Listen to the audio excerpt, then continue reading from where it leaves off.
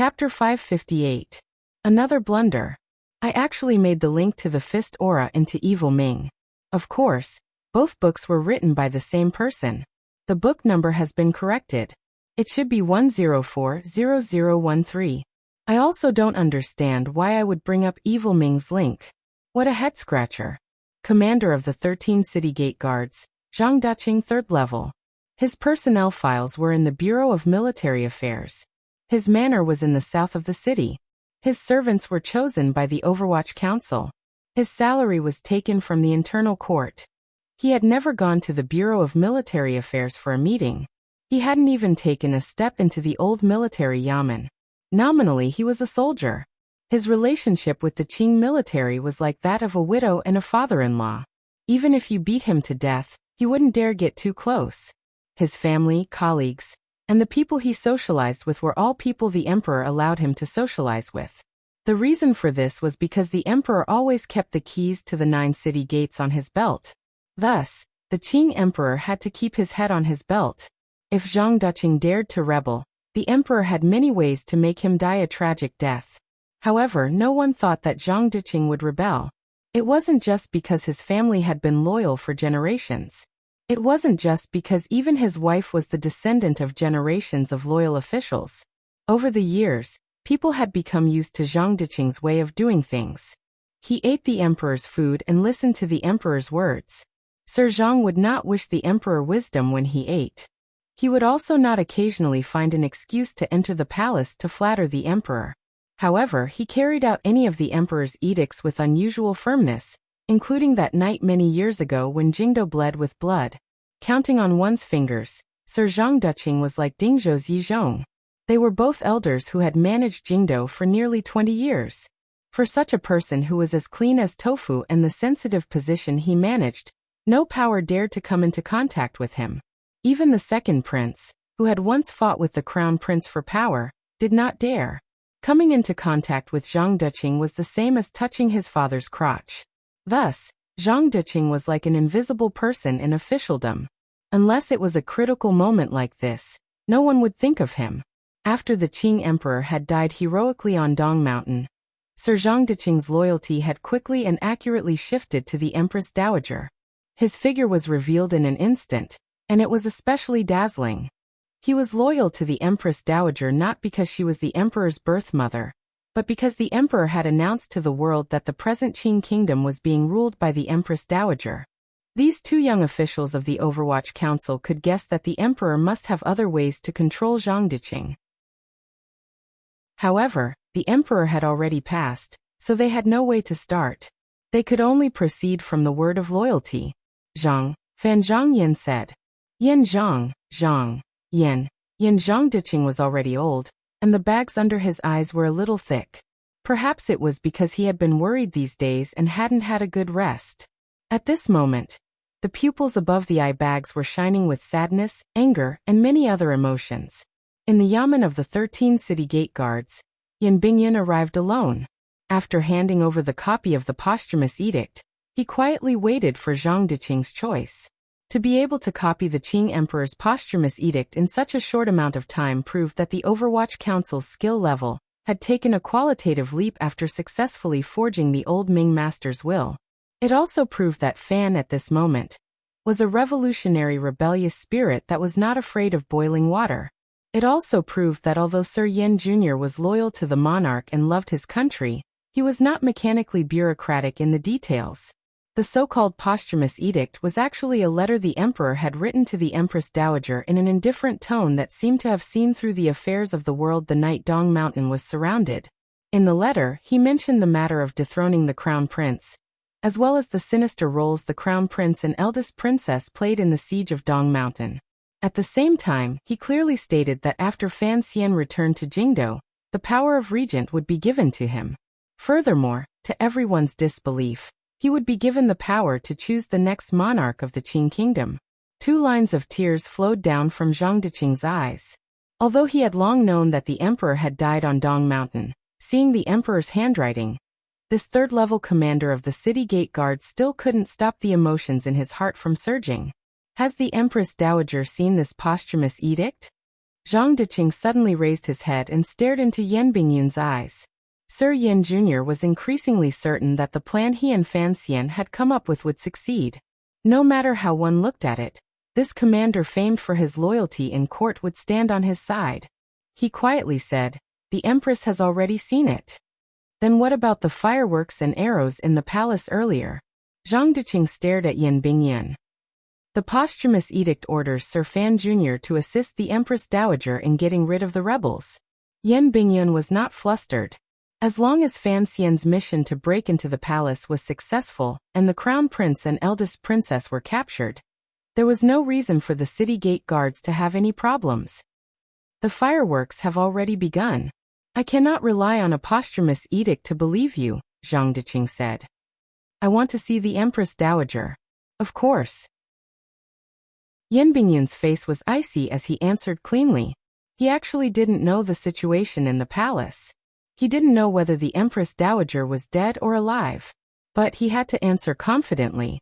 You have been loyal for generations. In this time of danger for the Qing kingdom, you must act according to the previous emperor's posthumous edict. Yan Bingyun did not forget to attach each word to the emperor's posthumous edict. Back in the day, he had traveled around northern Qi under an alias.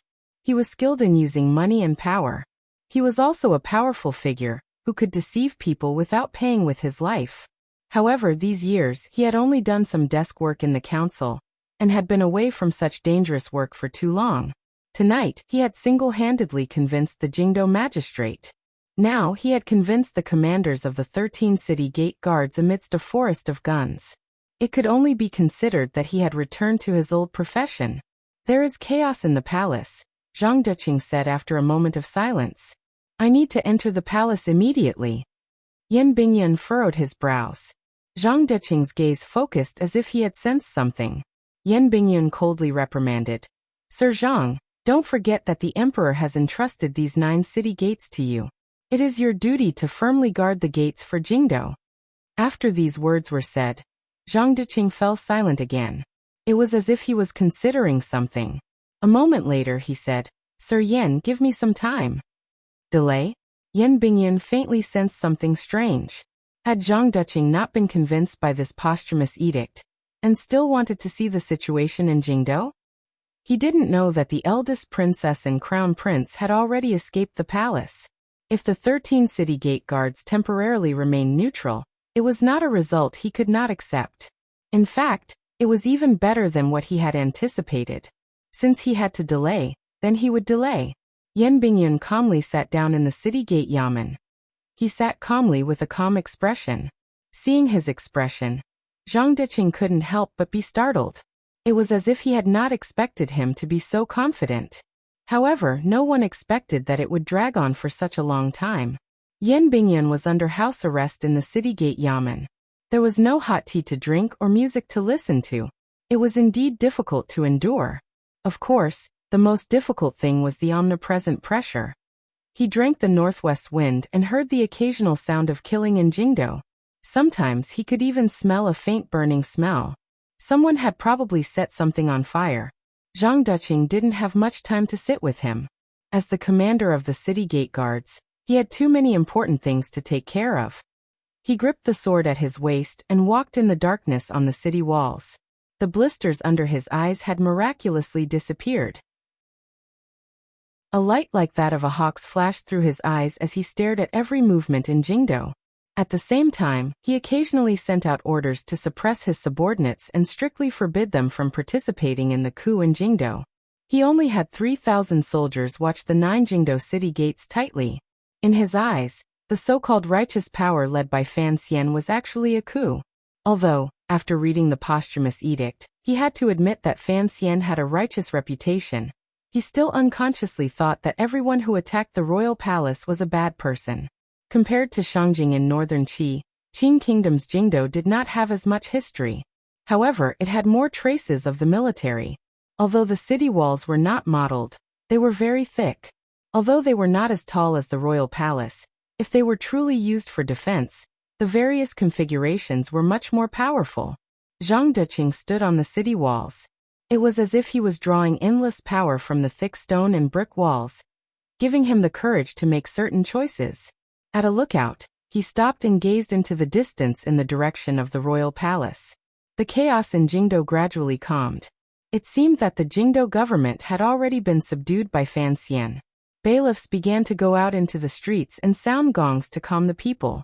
He did not know that the two masterminds of the Jingdo Palace rebellion, the Great Prince and Fan Xian, were also standing on the city walls and gazing into the distance in the direction of the city gates. A faint worry flashed through his eyes. If things continued to develop like this, he could only accept the posthumous edict. Perhaps this was not a bad choice. However, Zhang Diqing heard the sound of carriage wheels grinding against the stone road. The sound rang out clearly in his ears. It's the triangular stone road. It's near the city gates. Zhang Diqing was unusually familiar with the area around the city gates he had managed for nearly 20 years. He was so familiar that he could even tell whether the carriage wheels were grinding over the stone road or the triangular stone road. He was silent for a moment. He then walked down the tall city walls and into the yamen of the city gate department. When the sound of the carriage rang out outside the city gates, Yan Bingyun had already stood up with a heavy expression. The soldiers around him responsible for guarding him became nervous. Pulling out their weapons, they surrounded him in the middle. Yan Bingyun's heart sank, not because he was surrounded by soldiers, but because of the sound of the carriage. In the middle of the night in Jingdo, who would ride a carriage near the city gates? The people of Jingdo had long experienced the court's overthrow. A commotion like the one tonight would not scare them enough to flee. Furthermore, the people were not stupid enough to sit in a carriage and wait to be tortured by the red-eyed soldiers. There was only one kind of person who wanted to leave the capital in a carriage. Zhang Diqing walked in. Looking at Yan Bingyun with a heavy expression, he said, "Excuse me, Sir Yan." He then shouted, "Take down this court criminal." Yan Bingyun's pupils constricted slightly. He didn't know why Zhang Diqing's attitude had changed so drastically. Had Zhang Diqing's mission to break into the palace failed? The soldiers surrounded him. Yan Bingyun did not resist. Everyone knew that the biggest difference between Sir Yan Jr. and Sir Fan Jr. was that his martial prowess was on the lower side. When he attacked, he did not have much killing power. Yan Bingyun would not risk his life. Zhang Diqing only wanted to take him down. If he resisted and these dozen-long spears pierced into his body, it would not feel good. The city gate department did not have the Overwatch Council's steel finger gloves. Instead, they had a small shackle. After it locked onto a person's wrist, it was impossible to struggle free. After Yan Bingyun was tightly bound, Zhang Diqing let out a breath and looked with confusion at the dark night outside. Who would have thought that you would actually come alone? Zhang Diqing's brows were furrowed tightly. I don't know whether to say that Sir Fan Jr. is stupid or that you are too daring. Yan Bingyun was kicked to the ground and made a rare joke. Actually, this is just a problem of manpower. He paused and then said, I cannot imagine that I would misjudge a person. Zhang Diqing was silent for a moment and then said, the reason is simple. If you win, I will follow the edict. If you lose, what benefit is there for me to follow the edict? Yan Bingyun furrowed his brows and sighed a moment later.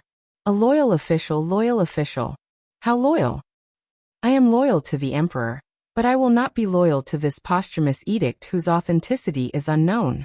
Zhang Diqing's expression was slightly ugly. It was as if he felt a glimmer of fear that he had disobeyed the emperor's posthumous edict. The commander of the city gate department thought to himself that if the emperor was still here, he would be a loyal official for a lifetime. However, the emperor was no longer here. Who would want to guard these 9 broken city gates for a lifetime? Yan Bingyun was silent. He had come to the city gate department to take a risk, but it was also based on his judgment of Zhang Diqing. He still could not convince himself why such a commander would so cleanly choose to stand against the posthumous edict. Had Fan Xian lost? Yan Bingyun's brows were still furrowed as if he was thinking of a difficult problem. At this moment, Zhang Diqing was only 3 steps away from him. Yan Bingyun's brows suddenly relaxed. A drop of cold sweat slid down from the corner of his brows. However, Zhang Diqing clearly heard a cracking sound, as if a table leg had been forcibly broken by someone. Yan Bingyun suddenly raised his head and said each word clearly. commander of the 13 city gate guards, Zhang Duqing, has disobeyed the edict and aided in the chaos. All Qing citizens should be punished according to the emperor's posthumous edict. Zhang Duqing's gaze moved slightly. He didn't know who Yan Bingyun's words were meant for. At this moment, the people in the hall were all his trusted aides. No one would be stupid enough to attack. However, he felt a glimmer of strangeness in his heart. Unconsciously, he retreated, wanting to put some distance between him and the tightly bound Yan Bingyun. Someone moved. The person who moved was not Yan Bingyun. Rather, it was one of Zhang Duqing's trusted soldiers. After that person heard Yan Bingyun's words, his face darkened. Gritting his teeth, he raised the knife in his hand and brought it down toward the back of Zhang Duqing's head. Just as was said earlier, no matter how much the Qing emperor trusted Zhang Duqing's loyalty, he would always have spies in the city gate department. Most of these spies were sent out by the Overwatch Council. Fan Xian and Yan Bingyun could not come into contact with these spies, but Yan Bingyun was using the posthumous edict to gamble on the hot blood of these spies. Even if it was 1 in 10, it would still be very effective. The wind of the knife came down. Zhang Duqing's face darkened. Without turning his head, he raised his sword and swung it. With a crisp sound, he was forced to take a step forward. The knife of the Overwatch Council secret agent behind him was also blocked. The long spear stabbed forward. In an instant, the secret agent's body was covered in fresh blood and died. Yan Bingyun also moved at this moment. When the drop of cold sweat dripped from his forehead, he had already moved. He gritted his teeth and forcefully snapped his left wrist in the middle. He was not a normal official or general. He was the successor commissioner of the Overwatch Council. Since he dared to come personally to the City Gate Department, he had confidence. The Overwatch Council had studied the tools of the City Gate guards very thoroughly. In the end, they had finally discovered the problem with this flail. As long as someone was able to separate the entire wrist joint in a short amount of time and endure the splitting pain, they could pull the wrist out. Yan Bingyun was able to endure the pain and was willing to be ruthless to himself. When Zhang Duqing took a step closer to him, he had already charged up like a cheetah. With the flail in one hand, he viciously smashed it toward Zhang Duqing's head. A glimmer of fear flashed through Zhang Duqing's eyes. Perhaps betraying the emperor had made his state of mind unsteady. He did not dare to take this blow head-on and retreated in a panic. At this moment, the soldiers behind him had stabbed the Overwatch Council secret agent to death, and just happened to block his path of retreat. He could only rush wretchedly toward the door of the hall, in an attempt to temporarily avoid this attack. Yan Bingyun floated up and gave chase like a cloud. Along the way, he flipped his wrist and snatched the sword from Zhang Duqing's hand. With a flash of green light, he chopped off the arm of an officer who had come to help. Like a maggot on a bone and a greedy cloud, Yan Bingyun did not fall a single step. He stuck close to Zhang Duqing's body and arrived at the door of the hall. Feeling the dense sword qi behind him, Zhang Duqing was frightened. He had not expected Yan Bingyun to have such delicate and ruthless sword skills. Yan Bingyun was not good at martial arts, but that was when compared to the freak Fan Xian. Once he exploded to kill, how could the most famous spy in the history of the Overwatch Council, Zhang Duqing, who had guarded the city gate for 20 years, stand up to him? The lightning-fast pursuit did not give the soldiers of the city gate guards any chance to react. The two of them had already reached the door of the hall. Bloody wounds appeared on Yan Bingyun's body. If Yan Bingyun had not tried to restrain him to control the city gate guards, he would probably have long lost his life. Suddenly, two rays of sharp qi shot toward Yan Bingyun's body. They were extremely powerful and abrupt. Yan Bingyun gave a muffled grunt and pulled back his sword to protect his chest. Blood seeped out of his nose and mouth. However, the sharp attack finally stopped. Zhang Duqing wretchedly rolled to a stop at someone's feet. It was possible to see the light-colored palace dress hidden under ordinary clothing. The calm eldest princess Li Yunrui smiled slightly at Yan Bingyun and said, "Under the protection of two aces of the Juanshang Conference, let me tell Sir Yan Jr. that the reason Duqing betrayed us is because he was originally one of us." A glimmer of disbelief and shock flashed through Yan Bingyun's eyes. Shortly after, it turned to dejection. His left hand had been crippled. Standing in the hall of the city gate guards in front of the pool of blood of that brave secret agent, He appeared very lonely. Chapter 559. At the end of last month, Baoyu's father's father said that it was okay not to read the book reviews. I deeply agree with him. Recently, I haven't read much, so I haven't added much. Please understand. The reason I haven't read it is because I have always been the kind of trash most easily affected by emotions. I can tolerate criticism and accept criticism. But that doesn't mean I like criticism, especially the glorious, correct, and great kind. Today, I drank some wine and couldn't resist reading it. Many negative emotions rose to the corners of my lips like a treacherous official's smile. I was unable to be happy. Writing a novel is making up a story. Once I explain it, it will become too boring. I can't say it. You will understand later. Regardless of whether I like it or not, I have to write it like this. In this world, there is no work that everyone likes to see. After all, I am not the director of the Spring Festival Gala, and I do not plan on participating in the 5 ones. I understand that everyone likes this story, which is why they are discussing and criticizing it so seriously. However, I also hope that everyone can understand the irritation and unease of a person's body often staying at home, and the mind often exploding. What I need the most right now is not advice or criticism, but the pleasure brought by praise or a calm space to write. These were some explanatory words shamelessly asking for applause. One of Yan Bingyun's hands was broken and hung weakly by his waist. He looked at the eldest princess. His gaze appeared dim. The dull pain in his chest let him know that he had already suffered internal injuries from the touch earlier. The aces of the Juanshang conference beside the eldest princess were not people he could stand against. At this moment, the 13 city gate guards had already been heavily surrounded by soldiers. The long spears were pointed at Xiaoyan. 2 of the Juanshang conference aces beside the eldest princess separated and quickly closed in on Yan Bingyun. The sharp blades in their hands gave off a deathly stillness that enveloped his entire body. If only the emperor had listened to Enji back then, and cleaned out the Juanshang conference. Before his death, Yan Bingyun couldn't help but think of this. He knew he was no match for these Jianghu aces, so he didn't extravagantly beg the Temple of Heaven to give him a chance to escape. He only pulled out something from his clothes with a heavy expression. Since there was a change in the city gate department, he had to report Zhang Diqing's fatal betrayal to Fan Xian in the royal palace before he died. Yan Bingyun's index finger grabbed the ring of the arrow. Looking at the 2 black sword shadows that were getting closer and closer, his pupils shrank. He spat out a mouthful of turbid air, tightly pursed his lips and forcefully pulled. With a hiss, the command arrow ignited, but it didn't rise into the air because a small force had struck his wrist. A wisp of warm liquid splashed onto the back of his hand, causing his heart to tremble. This command arrow flew out diagonally.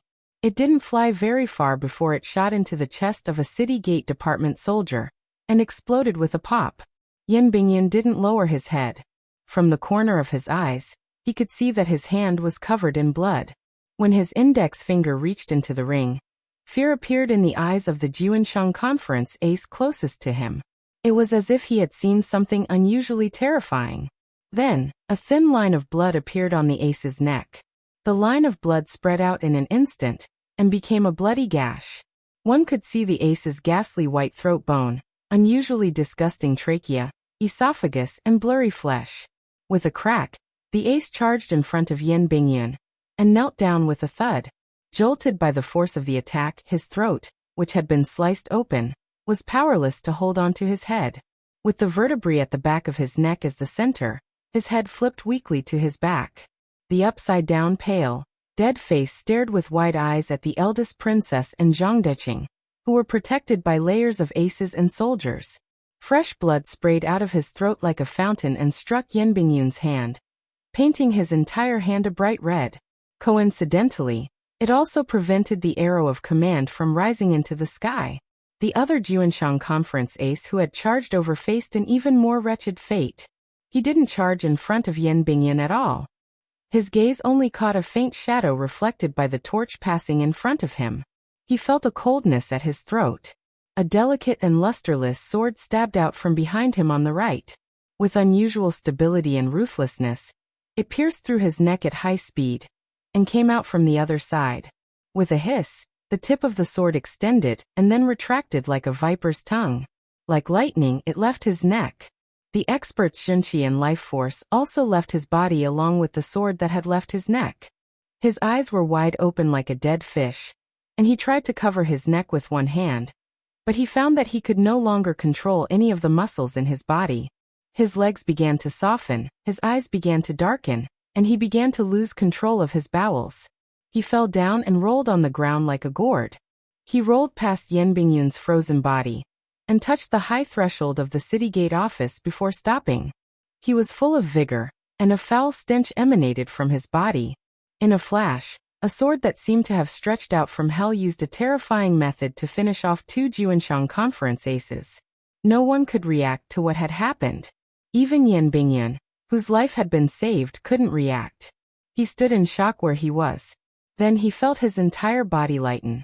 In the next moment, he had been lifted by the neck by a black shadow and flown to the top of the city gate office. Following the shadows of the tall city walls, it moved toward the darkness of Jingdo. The darkness before dawn grew thicker and thicker. On the other hand, in the eyes of those people that intended to besiege and kill Yan Bingyun, they instead saw an even more terrifying scene. A black shadow seemed to have silently appeared within the crowd, and it easily and extremely swiftly killed 2 experts.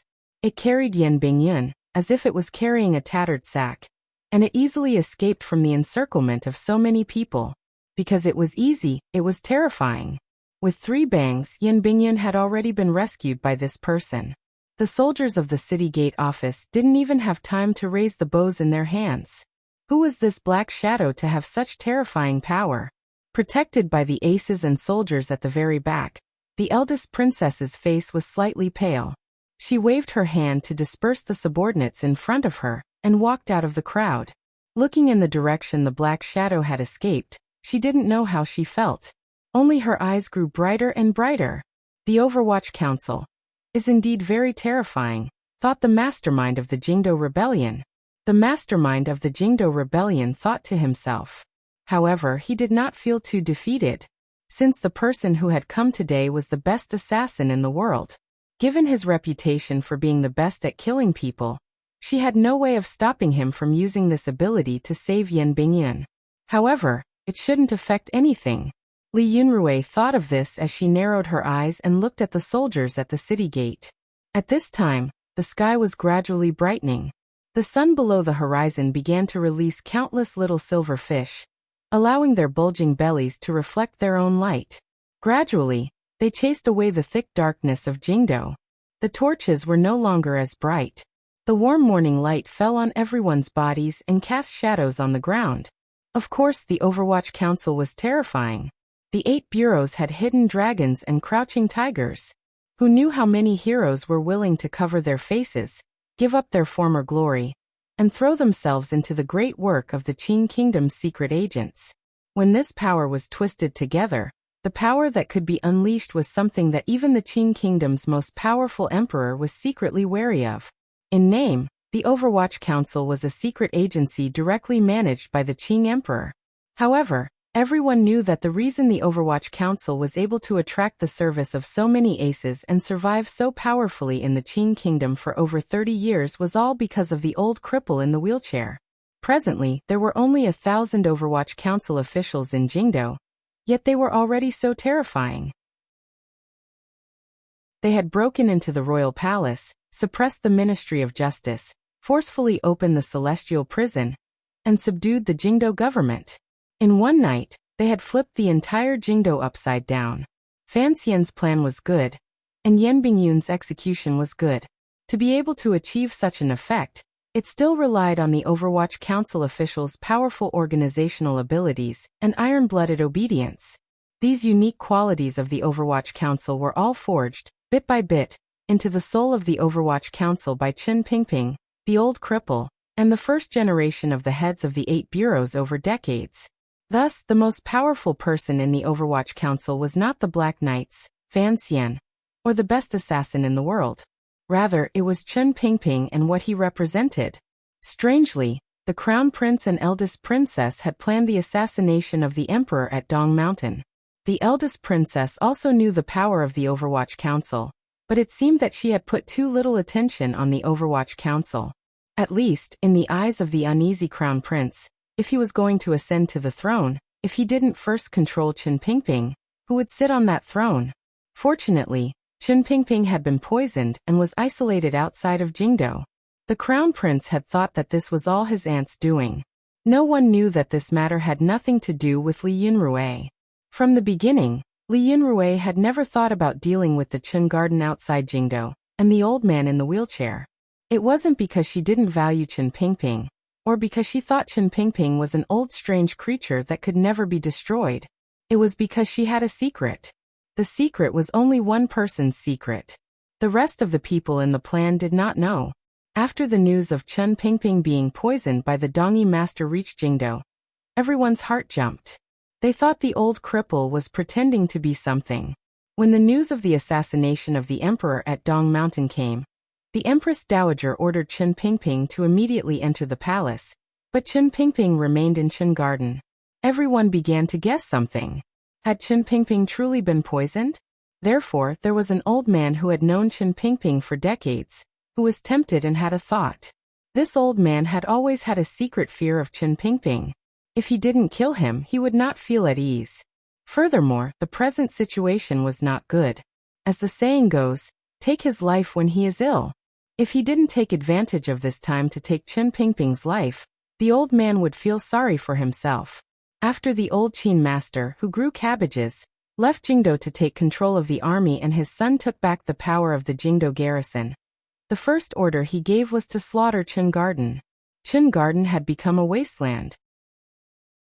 In Fan Xian's eyes, Chen Garden, which was even more luxurious than the Jiangnan Ming family's garden, had become countless black and gray ruins. Those beautiful and elegant gardens had already been burnt to black soil. Those exquisite and grand houses had already been reduced to innumerable halves of stone walls. Green smoke was still rising from everywhere, but it no longer had that scorching heat, and looked abnormally desolate. If Fan Xian saw this scene, his heart would probably ache to death, and he would loudly curse those people who didn't know how to treasure. From ancient times until now, the military had been in existence that had least need for artistic beauty. Thus, when a branch of the Qin family's army charged into Chen Garden with lightning speed, it was only natural that they set a fire. The reason for this fire was not similar to the fire of the Eight-Nation Coalition Army. The bandits of the Eight-Nation Coalition Army thought there were too many things and couldn't move them away, so they simply burned it and didn't leave it for the people. The reason the Qin family's army set a fire was because they hadn't stolen anything or captured anyone. The traps outside Chen Garden that had once terrified Fan Xian still existed. The Qin family's army had only broken into Chen Garden after over 300 people had died. However, they didn't find a single living person in Chen Garden. What welcomed them was an empty garden. Director Chen, who was rumored to be poisoned and bedridden, was not in the garden. His beautiful serving girls were also not in the garden. The servants were not in the garden. Everyone seemed to have left a long time ago. They had left unusually cleanly. Even the paintings hanging on the walls of Chen Garden had been taken down. Chen Pingping liked those paintings. This army controlled by the Qin family was mainly made up of the Jingdo garrison. The leader was a general of the second generation of the Qin family. He was Qin Heng's cousin. He looked at the empty Chen Garden in exasperation, thinking of how he had led the army to attack and had died so many people only to occupy an empty garden. He couldn't help but want to vomit blood. In his anger, this Qin general had set a fire. In the raging flames, he ordered a fast horse to report back to the Yuantai camp. He didn't dare lead the army back because the old Qin master had given a death order. Since he had moved against Chen Garden, he had to kill Chen Pingping before he could return to the army. Helpless, he could only wipe away his usual pride and respectfully ask the black-clothed man beside him for advice. This black-clothed man had been sent by the old man to help him. On the way the army had attacked, he had said that Chen Garden would be empty at this time. At the time, this Qin general still didn't believe it. Now he had no choice but to believe it. He sighed in his heart. After all, he was an elder of the Overwatch Council. He knew Chen Pingping's power and calculations much better. The masked Yan Ruohai rode beside General Qin and said, "Since the director has left, then you should be mentally prepared. Don't think about catching him in a short amount of time." General Qin paused. Yan Ruohai glanced at him and mockingly said, "Don't forget he is Chen Pingping." After saying this, he pulled the horse's head and rode out of Chen Garden. He could not bear to look at the raging fire in Chen Garden behind him. He thought to himself, "I wonder how this general who set fire to Chen Garden will be cut into pieces by the headmaster in the future." He was a member of the Qin family. This secret seemed to only be known by the Qin family. The crown prince and eldest princess did not know. However, he was a member of the Overwatch Council. This secret was truly only known by the Overwatch Council. Of course, the Qin family did not know. Jingdo gradually became a city of danger. Memorials from various roads and counties entered the capital, but no edict came out of Jingdo. Fortunately, in this day and age, the exchange of information was inconvenient. Everyone was used to a slow pace. Even if the provinces around Jingdo felt it was strange, they did not panic because of Jingdo's dangerous situation. At least for the next few days, the entire Qin kingdom, other than Jingdo and Dongshan Road, was peaceful as usual. The morning in Weizhou was no different from the morning in Jingdo. The director of the Overwatch Council, Chen Pingping, who should have been in Jingdo dealing with the matter of the throne or treating poison in Chen Garden, raised his eyes to glance at the light in the sky above the courtyard. He furrowed his brows and began to raise his chopsticks to eat porridge and buns. Usually in Chen Garden the old man also liked to eat these two things.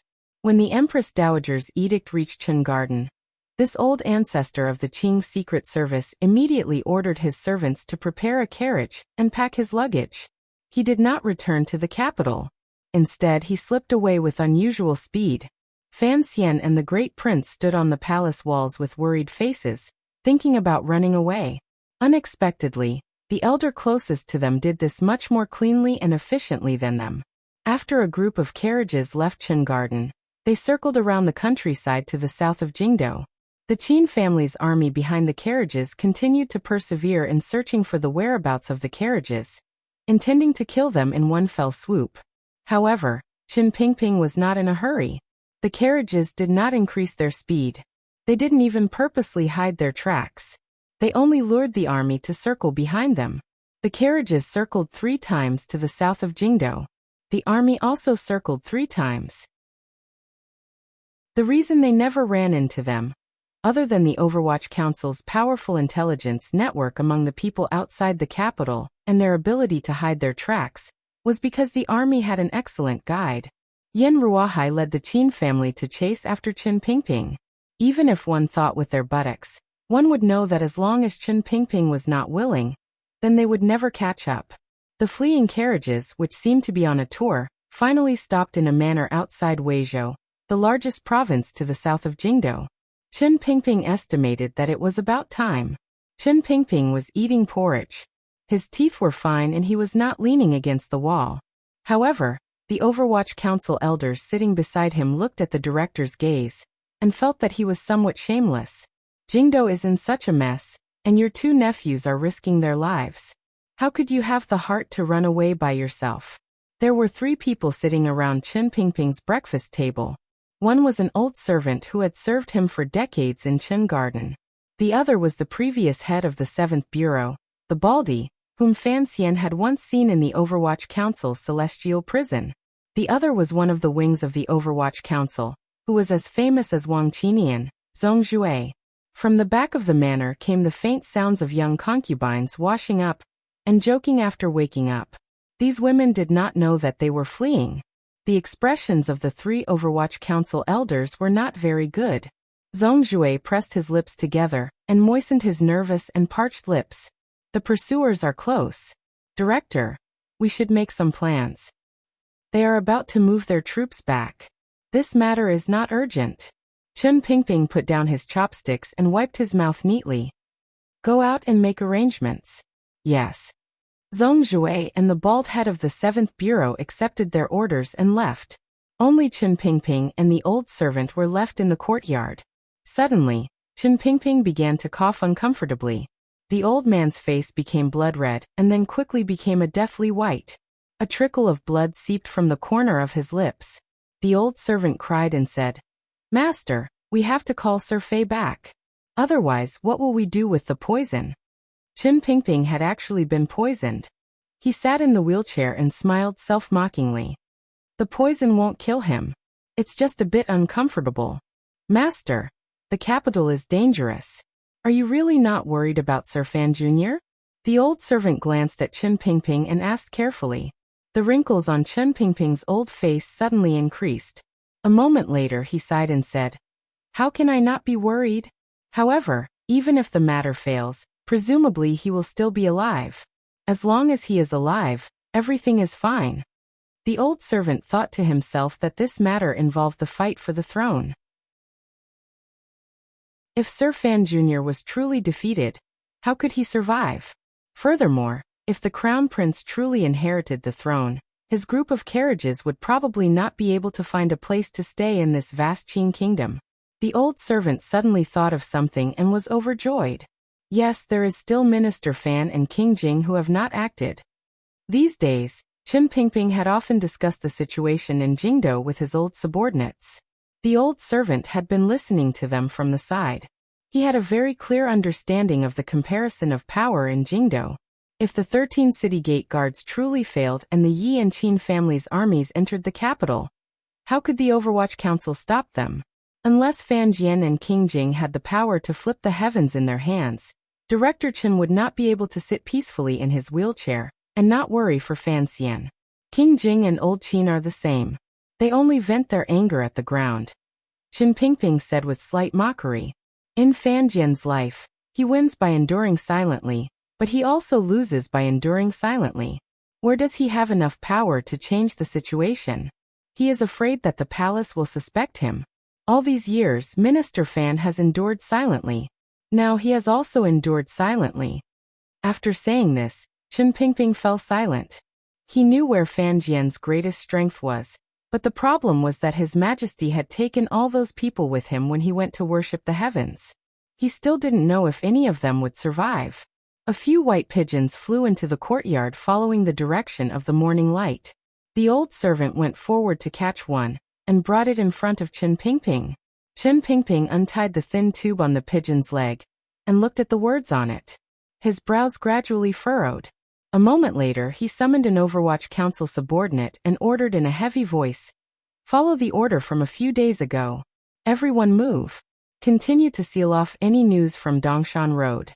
The court's group heading to receive the spirit is almost here." Yes. After a long time, Qin Pingping finally woke up from his dazed state. It was not until now that this most powerful schemer in the Qin kingdom finally felt a glimmer of powerlessness. Perhaps it was the power of the poison or perhaps it was the power of old age, but it made him feel a glimmer of fatigue and faint disappointment. Fan Xian won't die so easily. Qin Pingping didn't know if he was comforting the old servant or himself. Calmly he said, "At least I've helped this kid attract 6,000 soldiers. The pressure on him will lessen a great deal. You have to know that it is not an easy matter to make someone die." Qin Pingping pushed the wheelchair toward the back of the courtyard. The old servant quickly pushed it. As they passed by a flower bed, Qin Pingping's expression did not change as he looked at a small white flower shivering in the early autumn. He stopped and looked at it for a long time. Then he slowly bent down and plucked a flower. Carefully he placed it on his ear. The old servant smiled and pushed him into a side room in the back of the courtyard. When he entered the side room, Qin Pingping suddenly said to him, "If Fan Xian knew he was a father, he would certainly learn to value his life even more." The light in the side room was not very bright, but he could clearly see a woman around 20 years old looking at the baby in her arms with a face full of tenderness. This woman, whose face glowed with motherly love, was Cece, who had disappeared in the Fan Manor on the outskirts of Jingdo. The baby in her arms. Qin Pingping pushed the wheelchair forward and took the newborn baby from her hands with a face full of tenderness.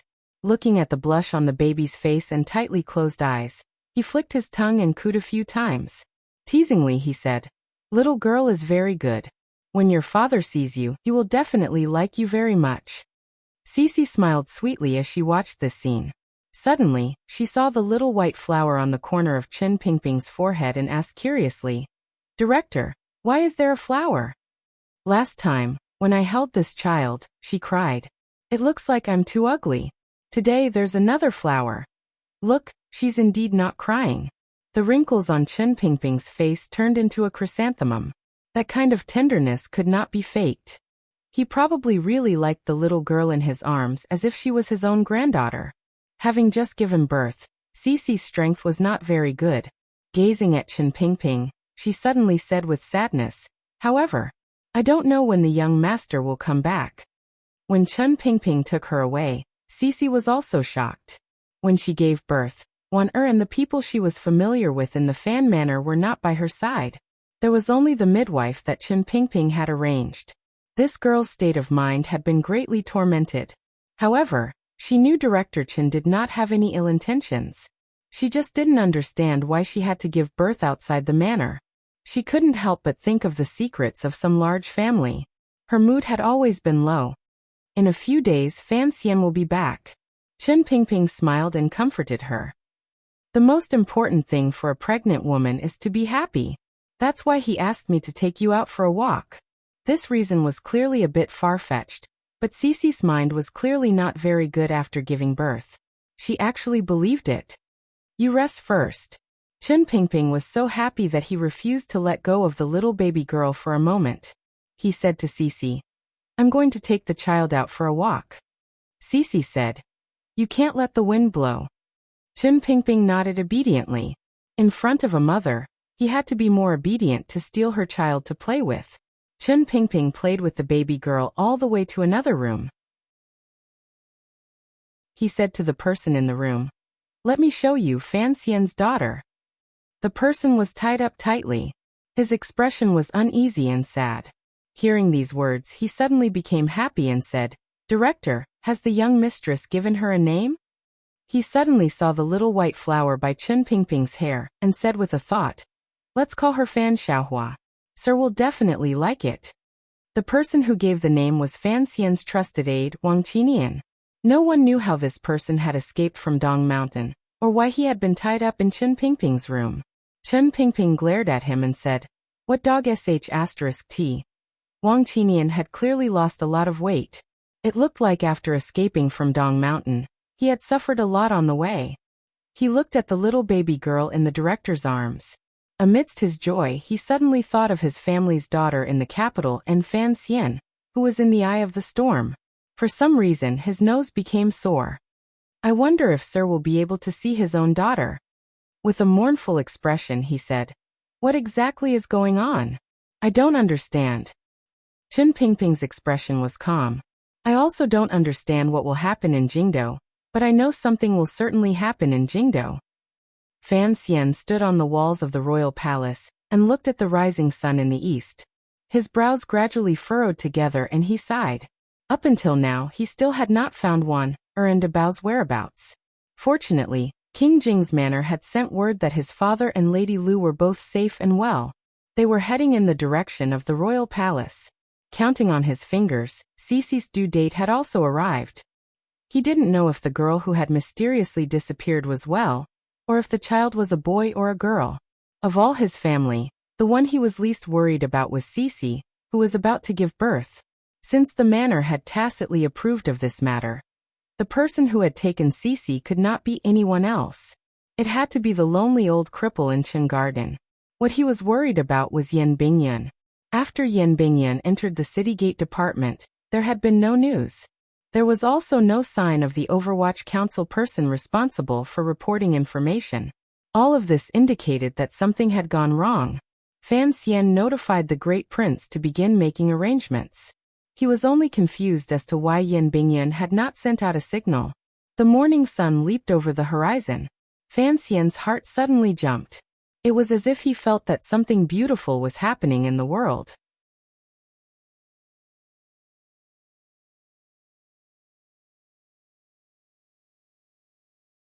Chapter 560. Yuan Hongdao struggled to wake up. There was a sharp pain at the back of his head. He didn't know what environment he was in. His long life of hiding among enemy factions had made him used to constant silence. Like Wang Qinian, this Overwatch Council official actually had countless questions in his heart. Half a year ago, when the emperor first took action against the eldest princess, although Yuan Hongdao didn't know the reason the Overwatch Council was able to sweep clean the eldest princess' apparent power within an hour, was because they relied on this so-called top strategist in Xinjiang. What had puzzled Yuan Hongdao for the past half-year was that, after that operation, he should have left his life as a spy. According to the rules of the council, he should have chosen a place with beautiful mountains and clear waters to retire with honor. However, after escaping from the courtyard, Yan Ruohai had told him to return to Xinjiang. Return to Xinjiang. The eldest princess Xinjiang strategist had luckily escaped the Overwatch Council's pursuit. Logically speaking, he should be returning to Xinjiang. However, Yuan Hongdao sensed something else from the Overwatch Council's order. If after that night of thunder and rain, the eldest princess was destined to fall and be forever imprisoned, then why would Director Chen call him back to Xinjiang? What exactly was the court thinking? What was he going to do in Xinjiang? Yuan Hongdao had been thinking about this question for a few months. When the eldest princess easily passed on her plan to Xinjiang through the guards of the courtyard, and gradually moved the people in Xinjiang to Jingdo, he finally understood some things. From the beginning of the Overwatch Council's operation, they knew that it was impossible for the eldest princess to be completely defeated. Perhaps, the emperor had never planned for the eldest princess to never have the power to rise again. That was why he had him, a nail, return to Xinjiang to wait for the eldest princess's summons, and for that moment to come. The emperor had gone to Dong Mountain and been assassinated. Jingdo was in chaos. The crown prince was about to ascend to the throne.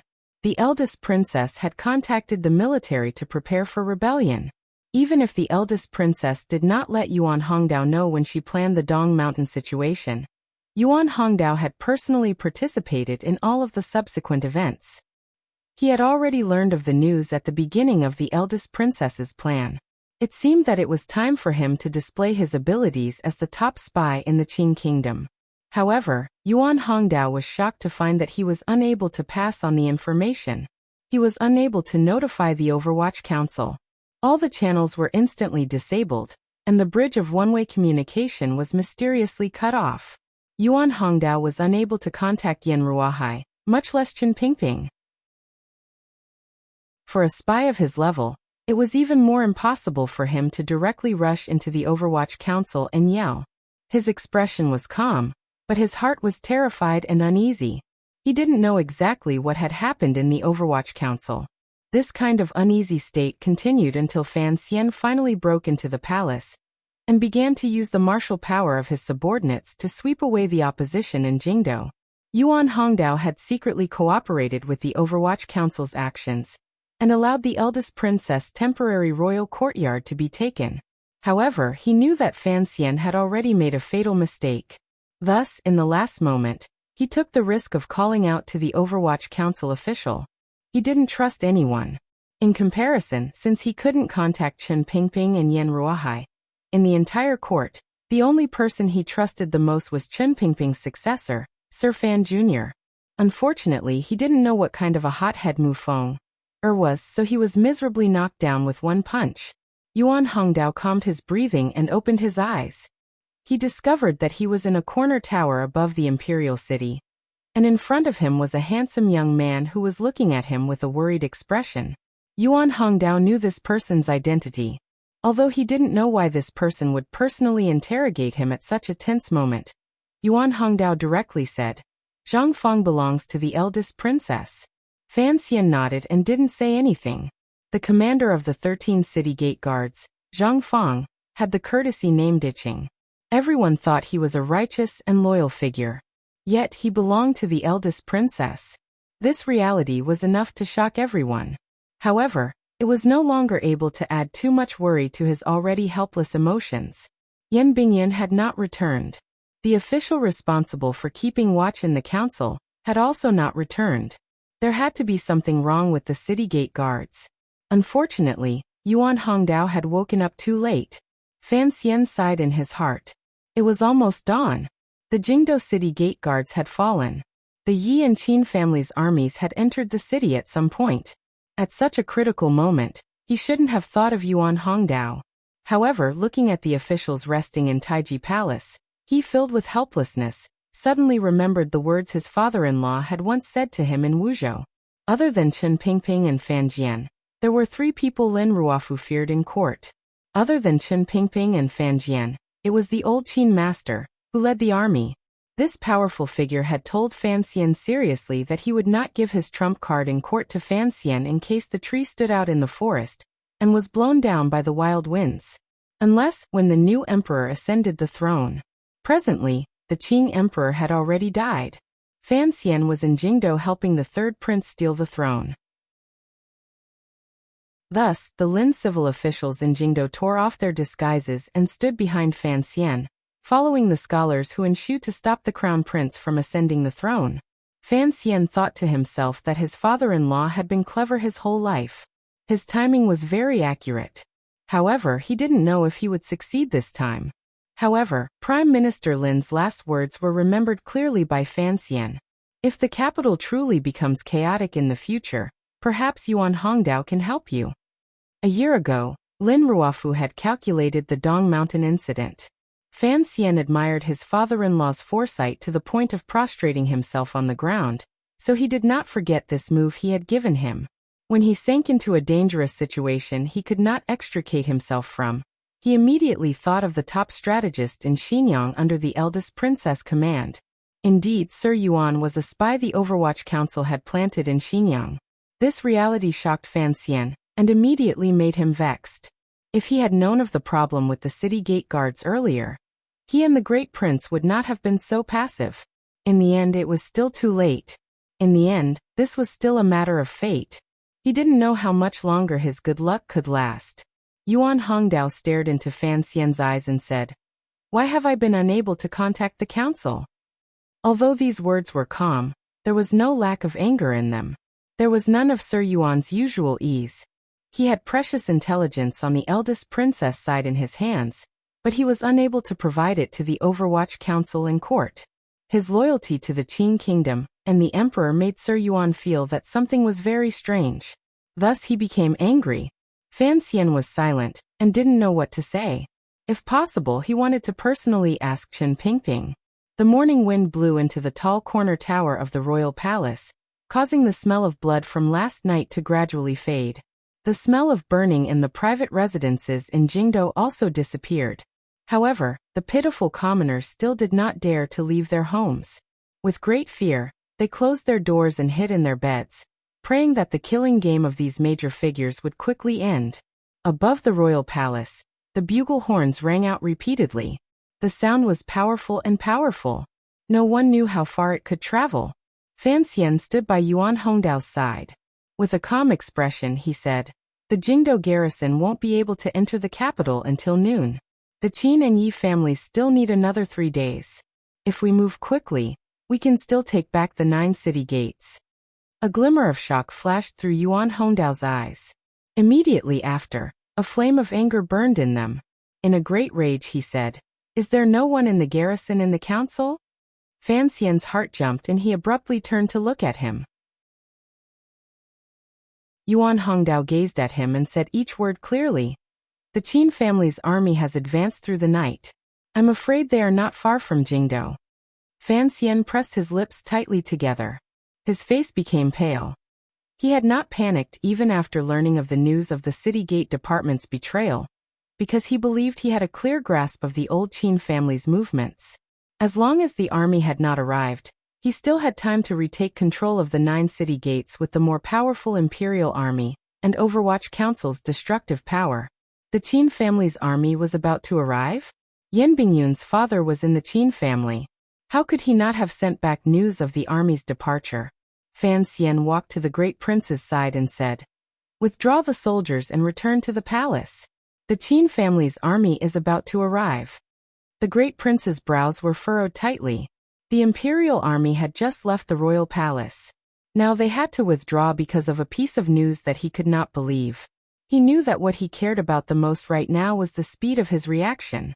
He didn't have time to discuss anything with Fan Xian. Taking a deep breath, he had the soldier at his side wave the little yellow flag in his hand. The yellow flag flipped, and the horn sounded again from above the royal palace. The rhythm gradually picked up and tightened. The imperial army, which was charging out of the royal palace like a few dragons, suddenly heard the sound of the horn returning to camp. Without prior agreement, they all pulled back and began to head back in the direction of the royal palace. In the distance, the group that had already entered deep into the residential streets and alleys also began to move. Fan Xian made a hand gesture to the subordinate beside him. The subordinate nodded and took out an arrow of command from his sleeve. Sending it out, it drew out a wretched cry in the air in front of the royal palace. Immediately after, the sound of an arrow of command rang out from the Bureau of Military Affairs, the headquarters of the Overwatch Council, the offices of the various departments, and the important streets as a response. When the signal arrow fell, the nearly 2,000 secret agents of the Overwatch Council in Jingdo heard the order and moved, disappearing into the streets and alleys. In a moment, not a single person could be seen on the streets of Jingdo, particularly on Tianhe Avenue, which passed through the Overwatch Council and Bureau of Military Affairs and led directly to the royal palace. It was so deserted that it made one's heart palpitate. There were only a few green leaves that had been blown down by the autumn wind and rolled on the empty street. It doesn't matter how the crown prince found out about the raid and escaped.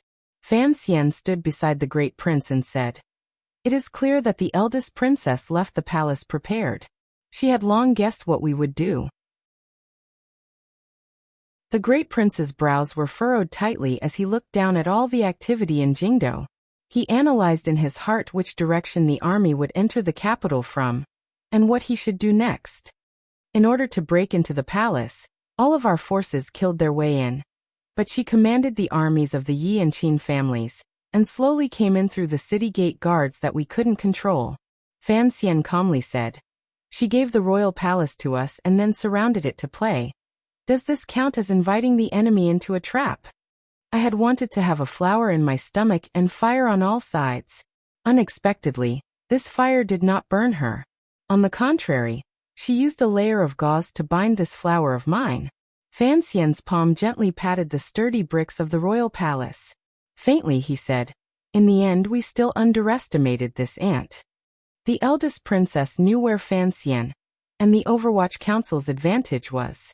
Thus, she was willing to retreat and let Fan Xian break into the palace and appear to control everything.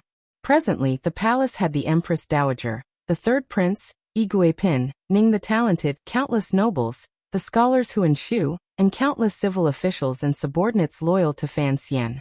These people were power, but they were also a burden. If Fan Xian had a pair of wings, then the people the eldest princess had purposely left in the palace would be like hammers on Fan Xian's wings, preventing him from flying as he pleased.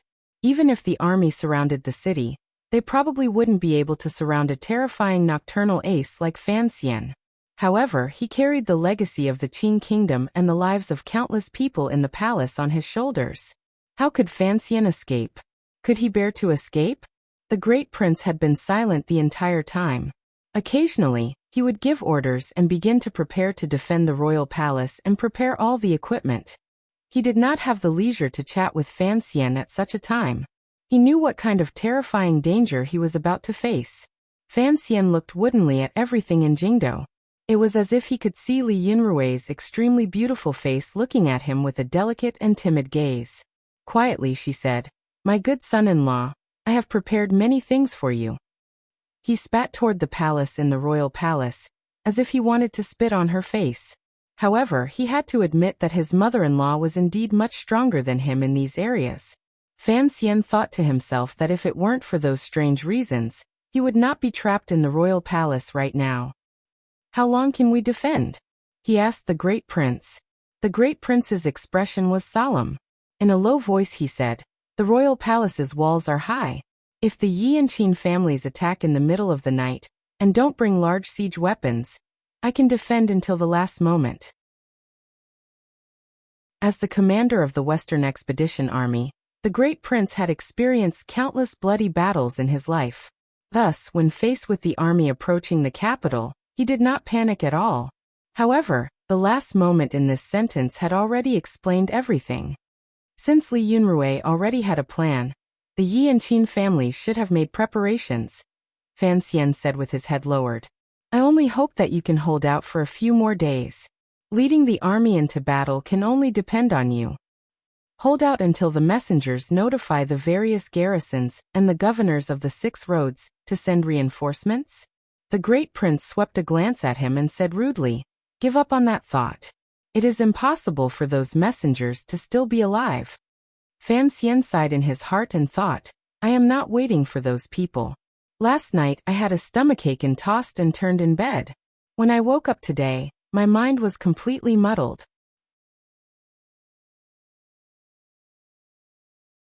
Chapter 561. A wave of hurried footsteps rang out on the palace walls. A few armored imperial soldiers rushed in front of the two of them, knelt down on one knee, and said a few words. Fan Xian stood behind the great prince and listened calmly. He did not feel any shock in his heart. After a night of searching, they had captured the empress but not the crown prince. The soldiers sent to the Yi and Qin families had also come up empty. Just like how the eldest princess had sent people to surround the Fan Manor, they had also come up empty. Even though these older figures no longer had the ruthlessness of the past, they could still see the direction of the storm clearly. Since the Yi and Qin families had hardened their hearts to lead the eldest princess in rebellion, how could they let Fan Xian and the others capture any useful hostages? As for the other personal officials, they split up to report to the great prince on the current defensive situation in Jingdo. The great prince furrowed his brows slightly as he listened. He waved his hand for them to leave. Turning to Fan Xian, he said, The situation at hand is that if we retreat into the palace according to the plan, it is the same as giving them all the territory outside the royal palace. If the rebel army sets up their formation and surrounds the palace, we will no longer have the power to overturn the situation. Fan Xian looked at him. The problem is, if we begin to harass the moment the rebel army enters the city, we will only be able to harass them. It won't be of much use at all, the great prince said. I have too few soldiers in my hands. At this time, the sun had already risen. The red rays of light shone on the vermilion red walls of the palace, and then reflected out, causing the entire palace and the large square in front of it to be enveloped in a warm color. Even the clear and quiet moat at the back of the palace was soaked in a heart-palpitating red, like fresh blood. If we want to delay, we must attack the moment they enter Jingdo. The great prince looked at the morning sun and narrowed his eyes. The great prince looked at the rising sun and narrowed his eyes. The problem at hand is that the Overwatch Council's secret agents are blocked off by the 4 walls and have no way of sending in intelligence reports. We must guess which city gate the army will enter the capital from. There is some distance from the city gate to the royal palace. It is enough for us to kill some of their spirit, Fan Xian said with his head lowered. If I really have to guess which city gate the army will enter the capital from, I bet Jingyang Gate. I have the same thoughts. The great prince nodded. The rebel army was heading straight for Jingdo from Yuantai camp. The closest city gate was Zhengyang Gate. Furthermore, the offices of the 13 city gate guards were also located there. Although Zhang Duqing had rebelled, only that city gate was personally controlled by him. It was the safest and smoothest route for the eldest princess army to enter the capital through that gate. The first prince frowned and said, I left a group of cavalry there. Fan Xian glanced at him. A strange light flashed through his eyes. The difference in strength between them and the enemy was too great. It was impossible to defend against the enemy outside the city gates. However, he and the great prince had to give the rebel army a deep, memorable blow the moment they entered the city. Only then could they reduce the rebel army's spirit.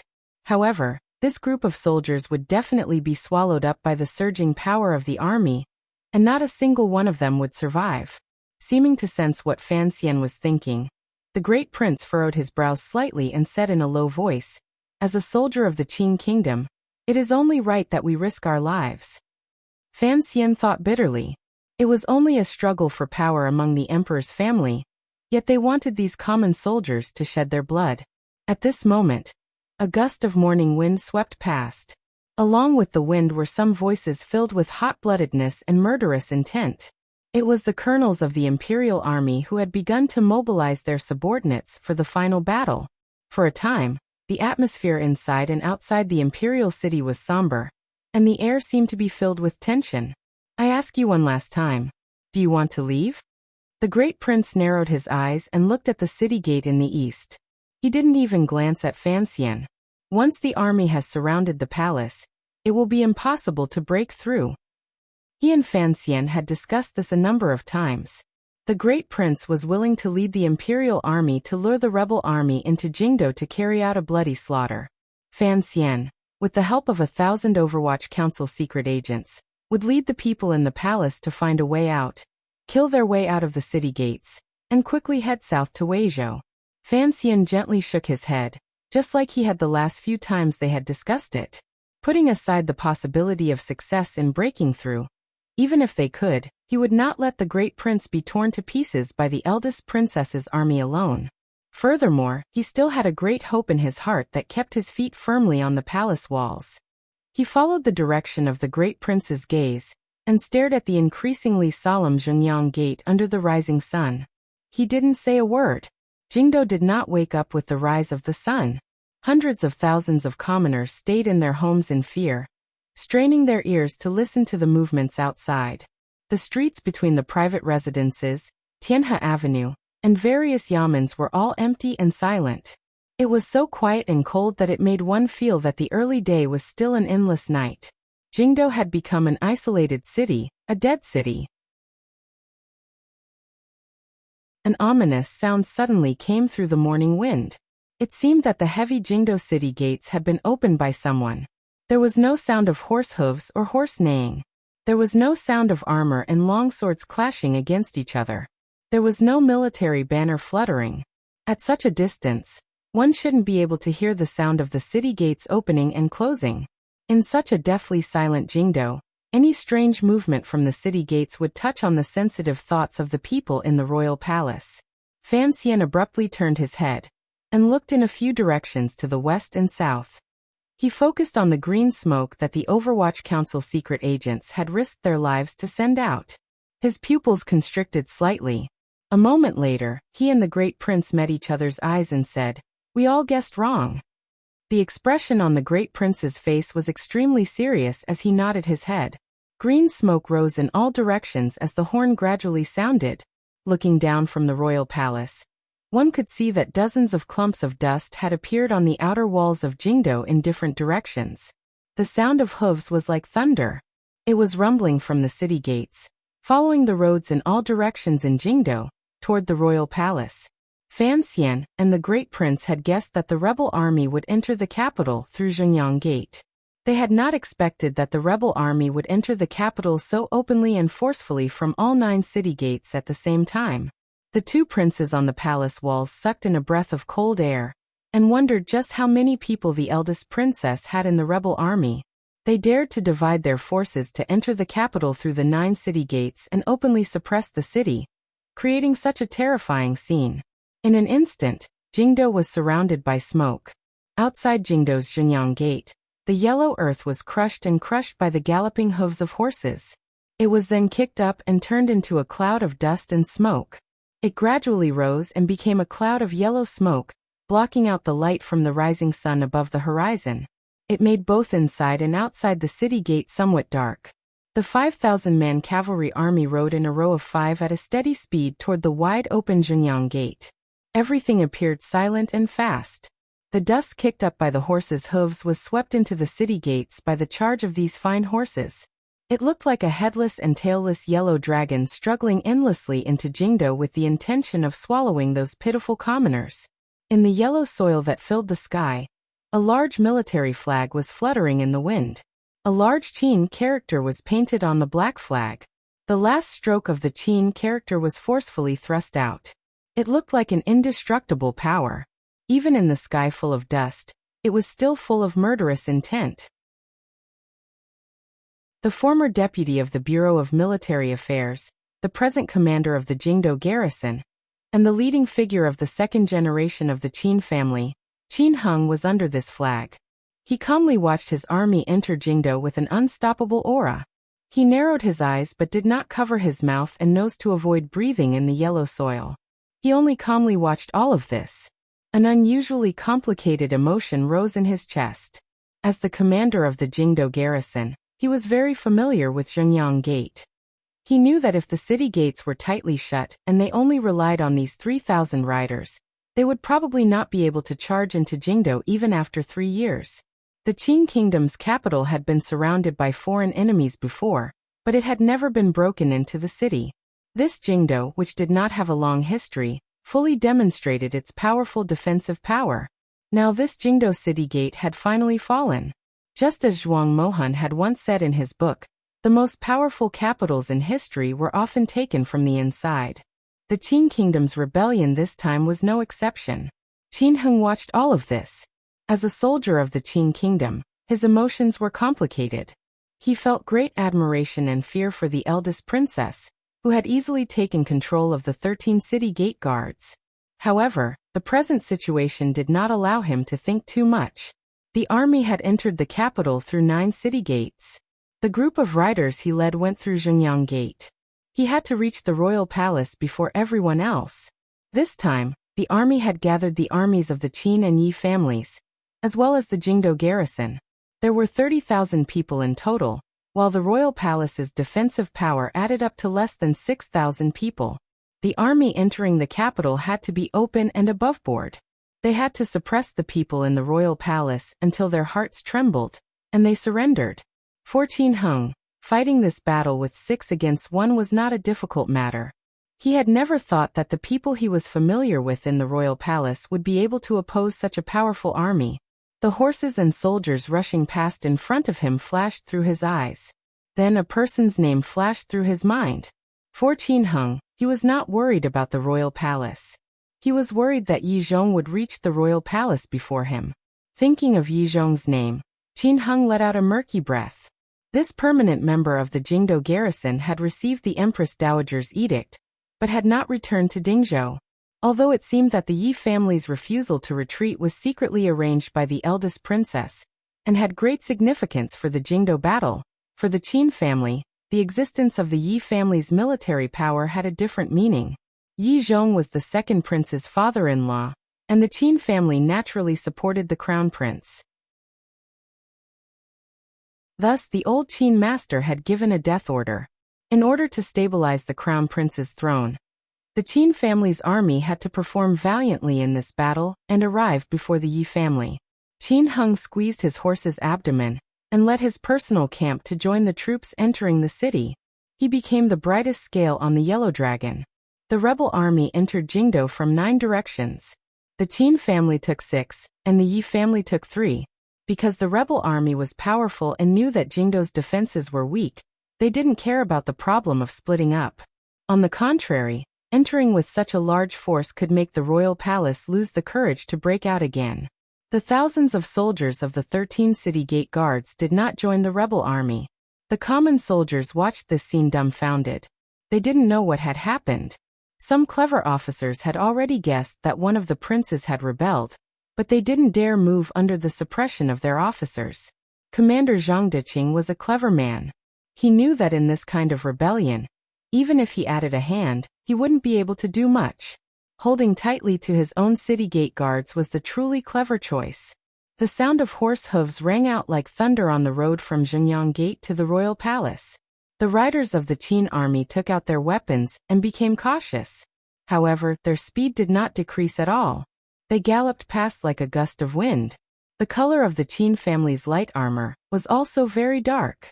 It was very similar to the Overwatch Council's Black Knights. However, it was missing a smear of the thickest black.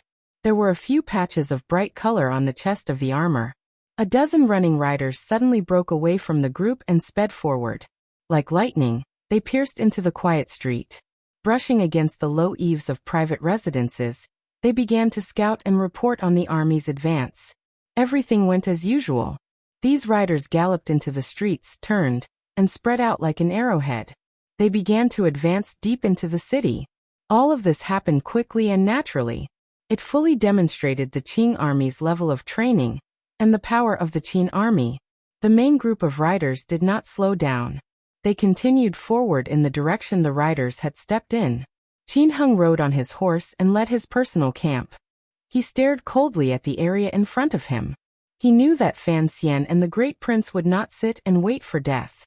On this quiet street, there would certainly be ambushes and difficult killing.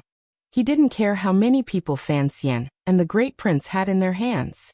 He knew that what he wanted was the speed of the army and a powerful aura. No matter what kind of obstruction they faced, they had to use the army to ruthlessly crush through. The speed of the rebel army's advance was too fast. The riders at the front were unable to serve as scouts. They were just bravely bait. They were a bit like the martyrs in Fan Xian's world who bravely rolled through minefields. They used their lives to touch the deathly silent Jingdo and see just what kind of danger existed. However, the rebel army had already advanced 5,000 zhang from Xingyang Gate. The dozen or so brave riders still did not encounter any snipers. Even when they could faintly see the eaves of the imperial palace illuminated by the rising sun, the streets were still quiet. About 300 feet away from the riders, the war horses at the very front of the rebel army were breathing in Jingdo's air forcefully and maintaining a steady speed. At the same time, they began to whinny in pain. The whinny stopped. A number of war horses fell to the ground at the same time. The war horses' heavy bodies crashed ruthlessly into the green stone floor of the street, sending up a few strands of dust. It seemed to shake the entire street. The horse's head crashed heavily into the ground. Fresh blood spurted out. No matter how skilled the riders on the war horses were, they were caught unprepared by this sudden change and fell to the ground. Before they could recover from the pain of their broken legs, a few black poison crossbow bolts shot out from the private residences on the side of the street and pierced ruthlessly into their bodies. Just as the first few war horses fell to the ground and the riders were killed by the crossbow bolts, countless hissing sounds suddenly came from the quiet street. These sounds did not come from the mouths and noses of the galloping war horses. Instead, they came from the ground. The streets of Jingdo were paved with square stones. The gaps between the stones were filled with yellow soil. The hissing sounds came from the fine yellow soil between the stones. At the same time, the yellow soil between the stones on the long street suddenly split open. There seemed to be some mysterious power on the two sides of the street. From the cracked yellow soil, thin black leather ropes shot up. The leather ropes were too thin and could not be tied to hooks. However, a faint light could be faintly seen. They should be thin needles dipped in poison. Dozens of specially made black horse tripping ropes suddenly and magically appeared on the street that had been flat just a moment ago. Countless muffled sounds rang out at the same time. The Qin army's main cavalry unit suffered a merciless attack. About 100 riders in total fell from the clouds in front of these dozens of horse-tripping ropes and smashed into the deep ground. For a moment, people and horses were thrown off their feet on the street. Wretched cries rang out. Countless people or horses had their tendons snapped or their bones broken. They crashed heavily into one another, rolling and bleeding. Immediately after, the whooshing sound of something breaking through the air rang out. These sounds were like whistles from the netherworld coming to collect lives. It made people's hearts tremble. Countless black crossbow bolts shot out from the private residences on the side of the street and landed on the bodies of the rebel soldiers on the ground. In an instant, their wretched cries stopped. In just a moment, there were more than 100 dead people on this half of the street. These dead people all had crossbow bolts stuck in their bodies. The ambushers did not shoot the horses. The poisoned war horses lay powerlessly on the ground beside the bodies of their owners. As they whinnied in pain, they kicked their legs. The scene was incomparably wretched.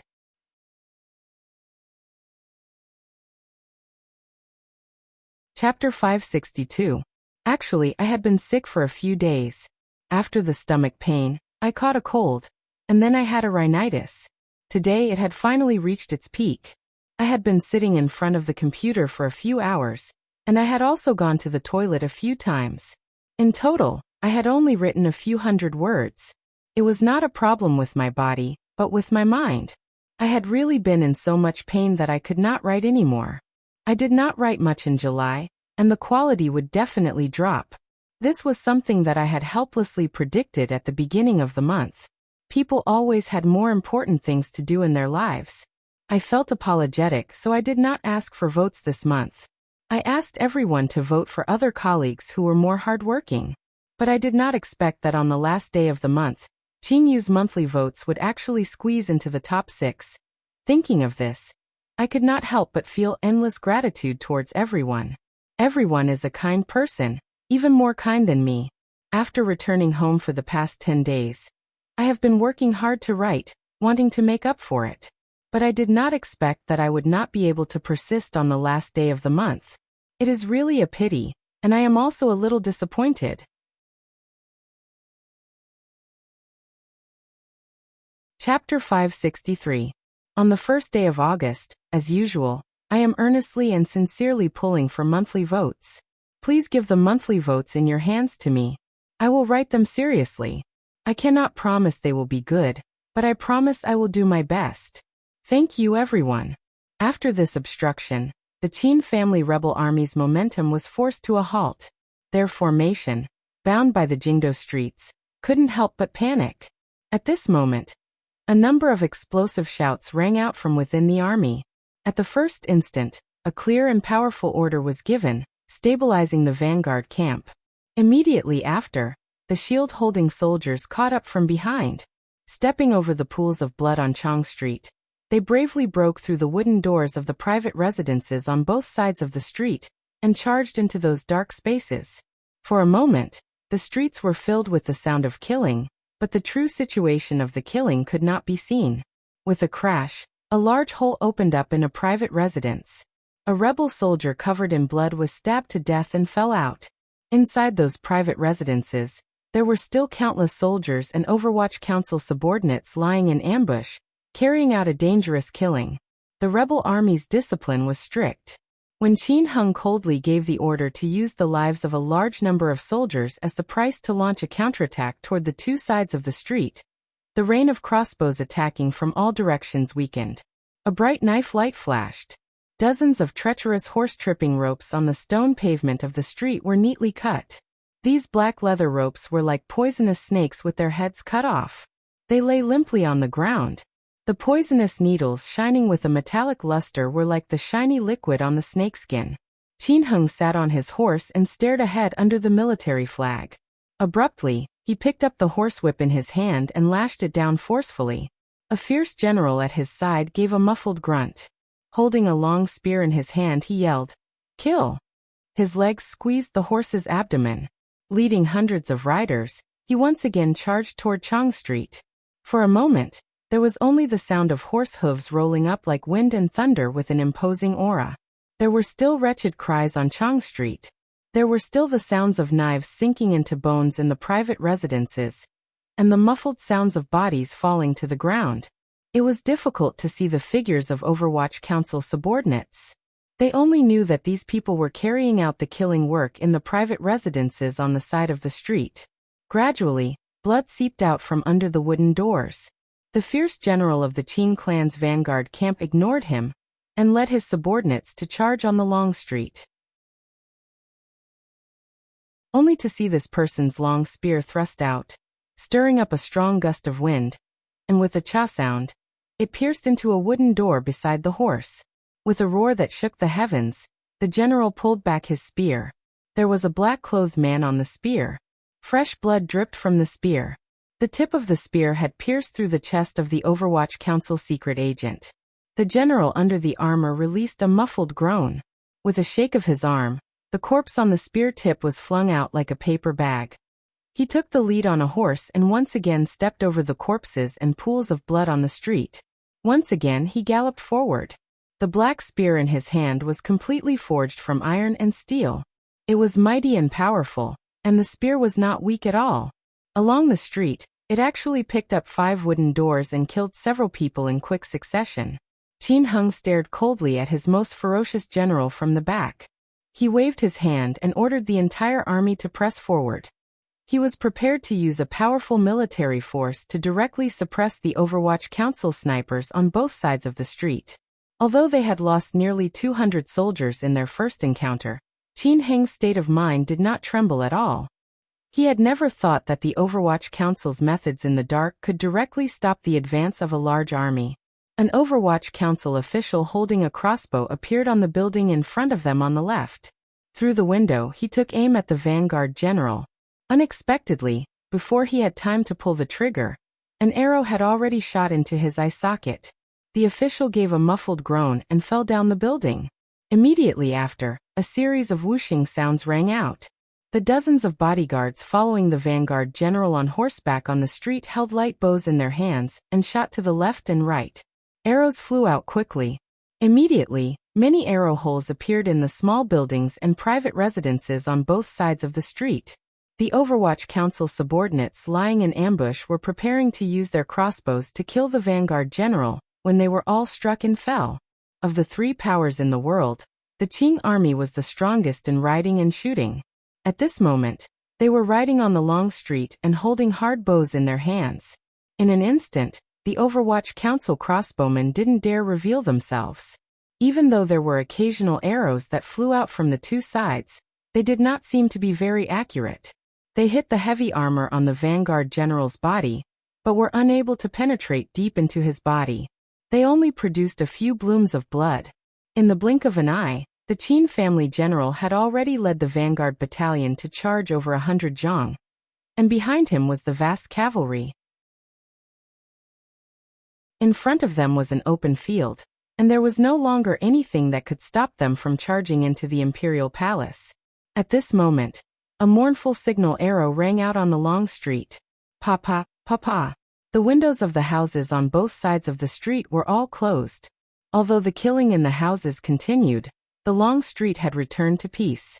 It was an extremely strange peace.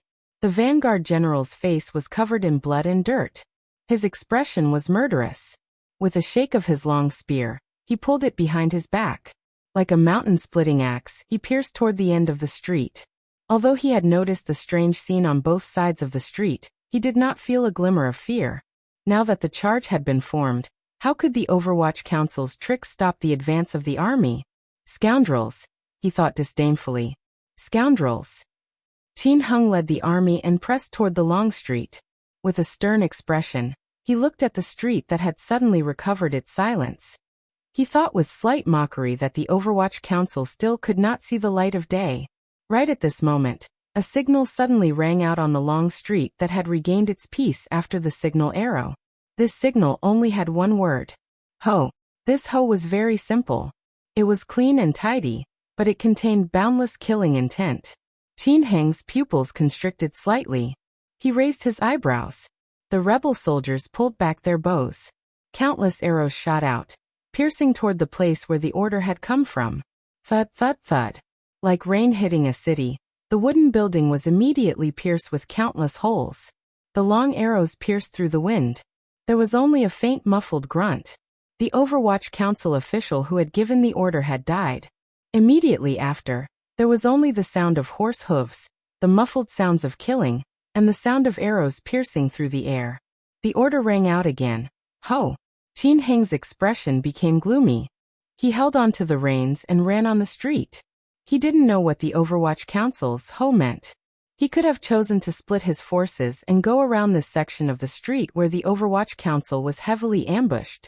He could have chosen a more reliable method. However, military orders were like a mountain. Since his father had ordered him to be the first to reach the royal palace, he had to maintain his speed, even if he had to pay an even greater price. Thus, he suddenly waved the whip in his hand. The thousands of rebel soldiers on the street shouted in unison, "Kill!" Like a flood, the group of lightly armored rebel soldiers charged toward the empty and dangerous street. The vanguard general, who no one dared to stop with a long spear in his hand, had already led the dozens of riders behind him to the end of the street. Behind him, Zhengyang Gate glowed under the morning sun. The open space in front of him was attracting him. Further away, he could faintly see the royal palace still waiting for his attack. Thus he was filled with heroism and courage. Then he suddenly heard the thunderous sound of hooves. Then he saw that at the empty end of the long street, over 200 cavalry had suddenly appeared. These cavalry had appeared at some point in time. They wore bright armor and held long blades in their hands.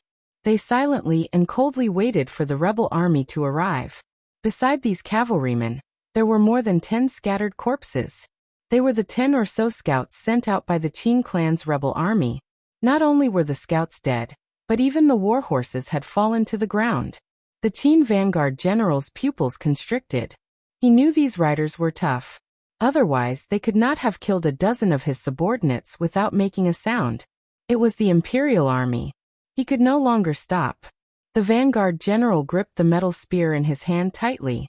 The roughness and coldness of the spear made him feel boundless confidence. Then he squeezed his horse's belly and led the dozens of riders behind him toward the Imperial army. The Imperial army general's entire body was covered in armor. Only his eyes were exposed. There was not a glimmer of emotion in these eyes. There was only calmness, coldness, and determination. The coldness toward his own life and the determination to complete the mission the commander had given him. He raised the saber in his hand high. The edge of the blade flashed with light, making one shiver. He squeezed his horse's belly. The war horse under him suddenly struggled and shot out like an arrow from a bow. Just like that, the hundreds of cavalrymen charged forward with indomitable courage. They were like two different colored torrents that were about to collide head-on.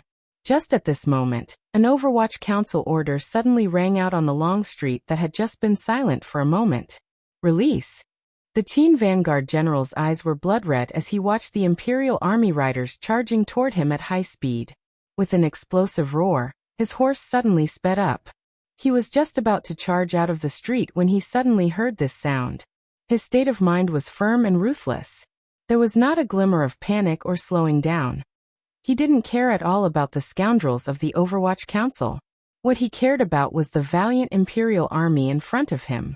He had to open a bloody path for the general, and a bloody path to the royal palace. A black shadow was thrown out from a private residence by the side of the street. It just happened to appear in the air in front of the vanguard general's horse. The vanguard general raised his elbow.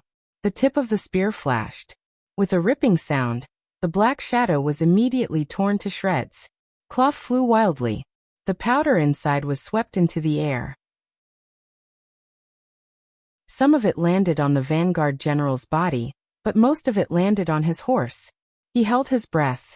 His eyes were blood-red. He knew that the Overwatch Council's use of poison was powerful, but he was not afraid. As long as the poison did not enter his heart for a moment, he would be able to force back the approaching Imperial army. However, he was worried about his horse.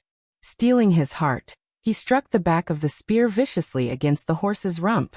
The horse was startled and sped up again. A series of springs rang out. On the street that had been calm for a long time, the crossbow bolts came again. The Qin vanguard general huffed coldly, and swung his spear to protect his vitals and the head of his horse. A gust of wind swept out. Countless crossbow bolts fell to the ground. Occasionally, a few bolts hit his armor. With a crisp clang, they fell powerlessly to the ground. This vanguard general abruptly discovered that among the rain of crossbow bolts, there were a few smears of unlucky red. Red? Fire?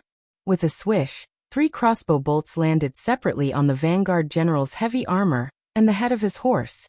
The crossbow bolts had fire cotton tied to them, and were burning with tiny flames. In the red morning sun, they were not obvious, but they were particularly fatal. The moment the flames touched the powder on the heavy armor, they began to burn with a whoosh. From the horse's head to the heavy armor and then to the helmet, wherever it touched the powder, the flames immediately spread. In the blink of an eye, the fire burned fiercely and enveloped the vanguard general in flames. Asterisk chi-chi. Asterisk a terrible roar came from the flames. At this time, the vanguard was still maintaining his charging posture, but he had already become a burning torch. He roared in terror and threw away the spear in his hand, trying to put out the fire on his body. However, this had already become something he could never do. The fire the Overwatch Council had set was not so easy to put out. He knew he was done for. His heart was filled with incomparable terror. The horse was in great pain and let loose a wild gallop. Shrouded in flames, the rider and horse charged terrifyingly to the front of the Imperial Army's front line. The general of the Imperial Army looked coldly and mockingly at the man on fire charging toward him. As the two riders passed each other, he swung his long knife with a flash. The knife came out without a sound. It passed through the fire and chopped off the head of the vanguard general. With a crack, the head broke off. Tied by the neck armor, it burned in the flames. The flaming horse let out a mournful cry as it charged blindly, carrying its headless master. It crashed head-first into an alley wall on the side of the street. With an extremely heavy muffled sound, both the horse and the master fell to the ground, neighing miserably. No one looked at them.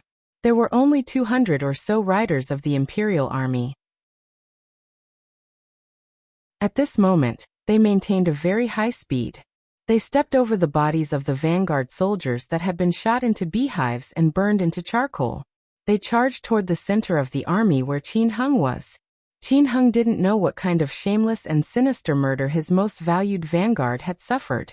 After hearing the Overwatch Council's second call for an order, he had already ordered his army to begin pressing toward the two sides of Chong Street, because the Overwatch Council's second attack had already begun. After a long silence and the two cold calls for an order, the rain of crossbow bolts fired toward the rebel soldiers became even more intense. Most of them were aimed at the center of the military flag, particularly where Qin Heng's personal camp was. "It's a repeating crossbow." Finally, a rebel soldier cried out timidly, amidst the howling of crossbow bolts breaking through the wind. This cry was particularly heart-shaking. Do-do-do-do. A series of densely packed strikes rang out. The first arrow was blocked, but what about the second and third? A dozen personal soldiers bravely stood in front of Qin Heng's horse. They only had elbow shields in their hands. It was not enough to block such a dense and fast crossbow bolt. They used their bodies and the large bodies of their warhorses to act as meat shields for Qin Heng.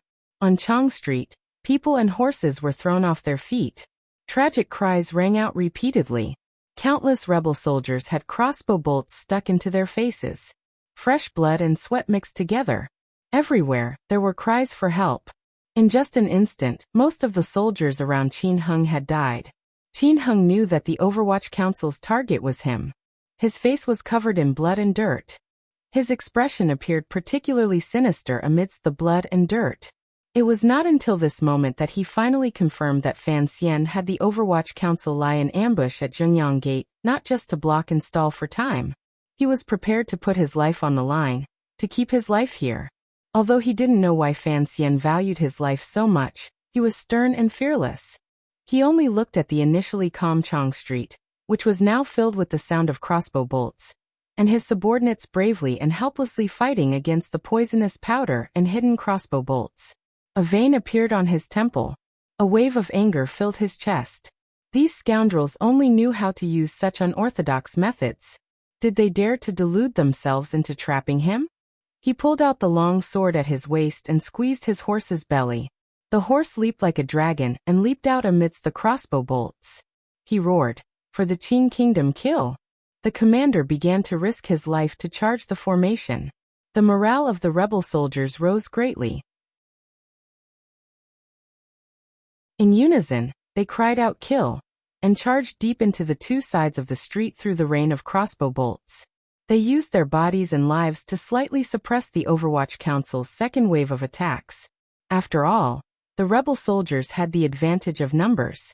As long as they could come into direct contact with the Overwatch Council officials hiding in the darkness, they would obtain the final victory.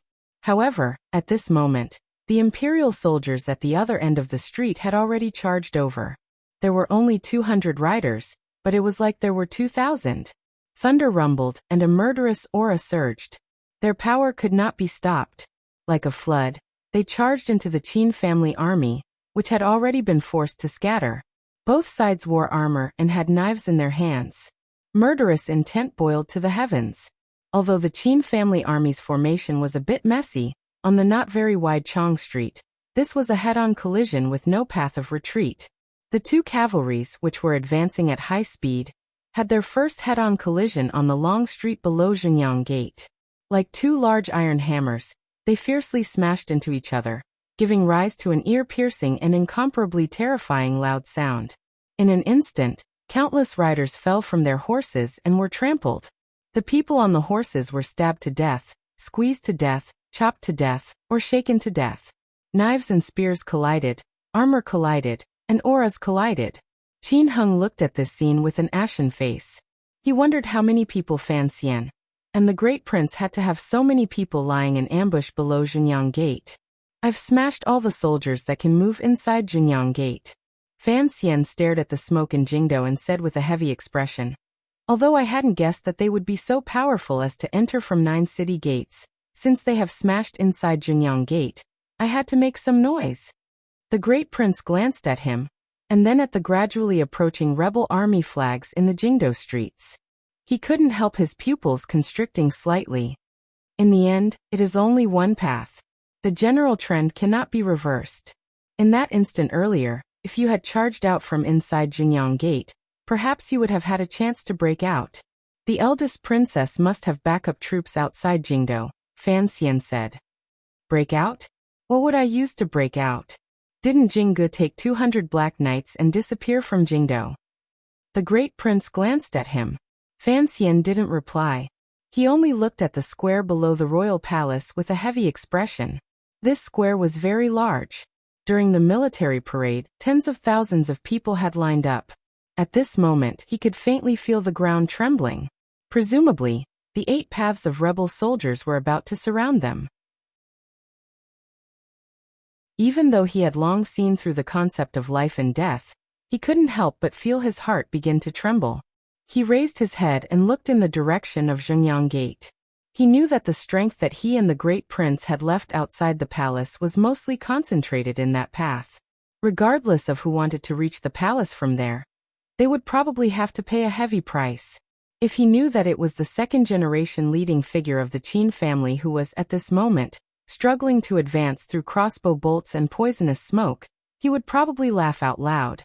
Fan Xian had always firmly remembered the Qin family's attack in the valley. However, he didn't know how many of those loyal Overwatch Council subordinates, as well as the Imperial Army's suicidal cavalry, would survive a moment later. Just as the Great Prince had said, a mere city gate was not enough to change the general trend. At the foot of the royal palace, a rider appeared at the corner of the street at the edge of the square. At this moment, the Imperial Army had all gathered into the palace. The square outside the palace gates was completely empty. Thus, the rider's appearance was very abrupt. It was as if a discordant black dot had suddenly appeared in the empty space. Amidst the clattering of horse hooves, the rider did not stop to rest. From the edge of the square, he charged straight to the center of the square, and came to the front of the royal palace. Behind this cavalryman, a second cavalryman appeared, a third cavalryman, a 10th cavalryman, a 100th cavalryman, a 1000th cavalryman.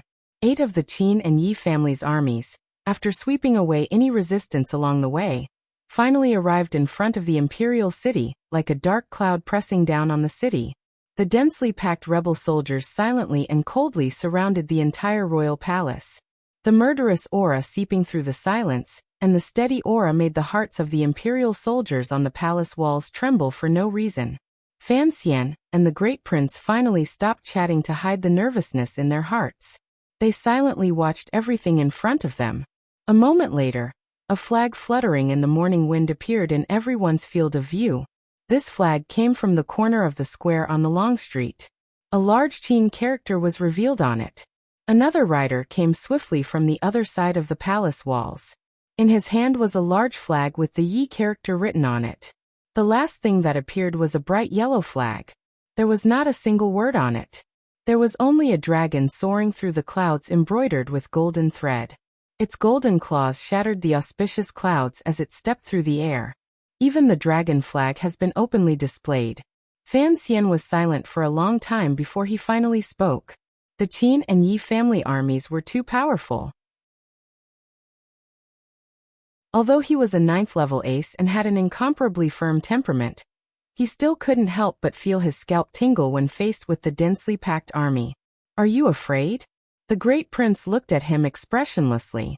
"Anything will appear terrifying when there are too many of them. Ants are like this, mice are like this, cockroaches are like this, much less people." Fan Xian summoned a subordinate and said a few words.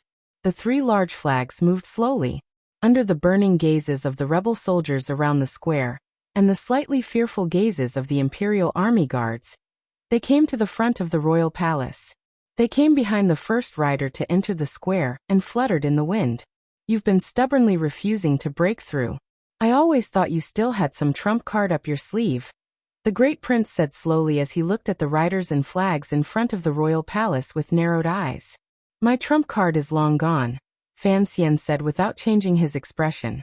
Fan Xian's expression did not change as he said, but I always thought that those old fellows wouldn't just leave us to die.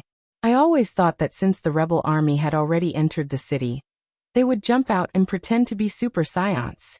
Unfortunately, it seems that I guessed wrong. What are scions? The great prince twitched the corner of his mouth. I am also very confused. Has Director Chen really been poisoned? Fan Xian looked at the mountainous army in front of the royal palace, and suddenly took a deep breath. Slapping the bricks of the royal palace, he said, even if it's the two of us, so what? The great prince looked at him deeply and said, I don't want to die with you. The storm was coming, and the buildings were filled with worry. The two worried people in the corner of the royal palace were joking. The surrounding imperial army soldiers secretly watched this scene and listened to the duke and commander's hearty laughter. For some reason, they also felt that the rebel soldiers in front of the royal palace were not as terrifying as they had imagined. The great prince looked at the three lonely flags in front of the royal palace and the rider at the very front. He smiled slightly and said, they are using their aura to suppress us and try to make the imperial army afraid.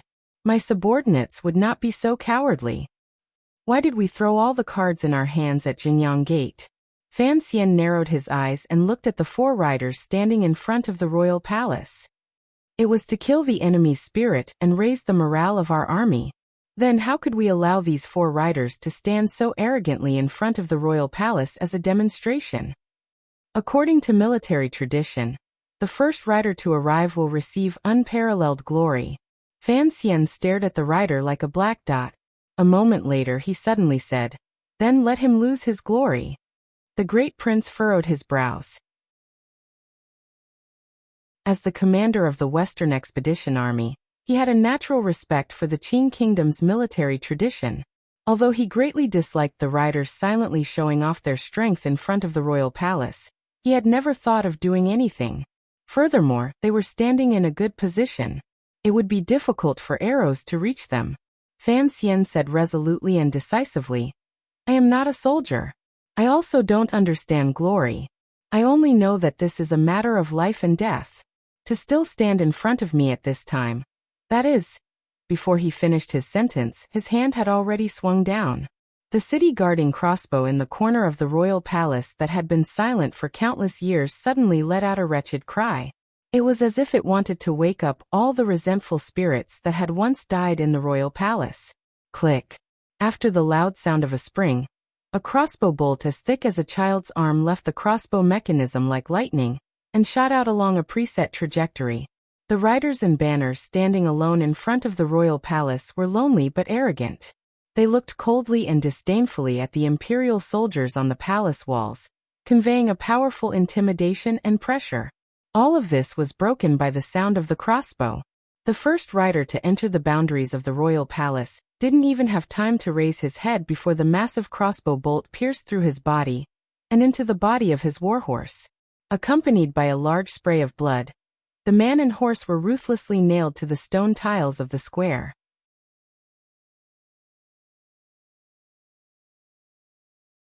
Chapter 564. The arrow of the city-guarding crossbow was like a short spear. It pierced through the flesh and blood of man and horse, piercing deeply into the cracks between the stone tiles of the square. The fine iron arrow, as thick as a child's arm, trembled endlessly and made a buzzing sound. It brought the blood of the rider's body under the arrow with it. Many people were unable to react, including the rebel army and the imperial guards on the palace walls.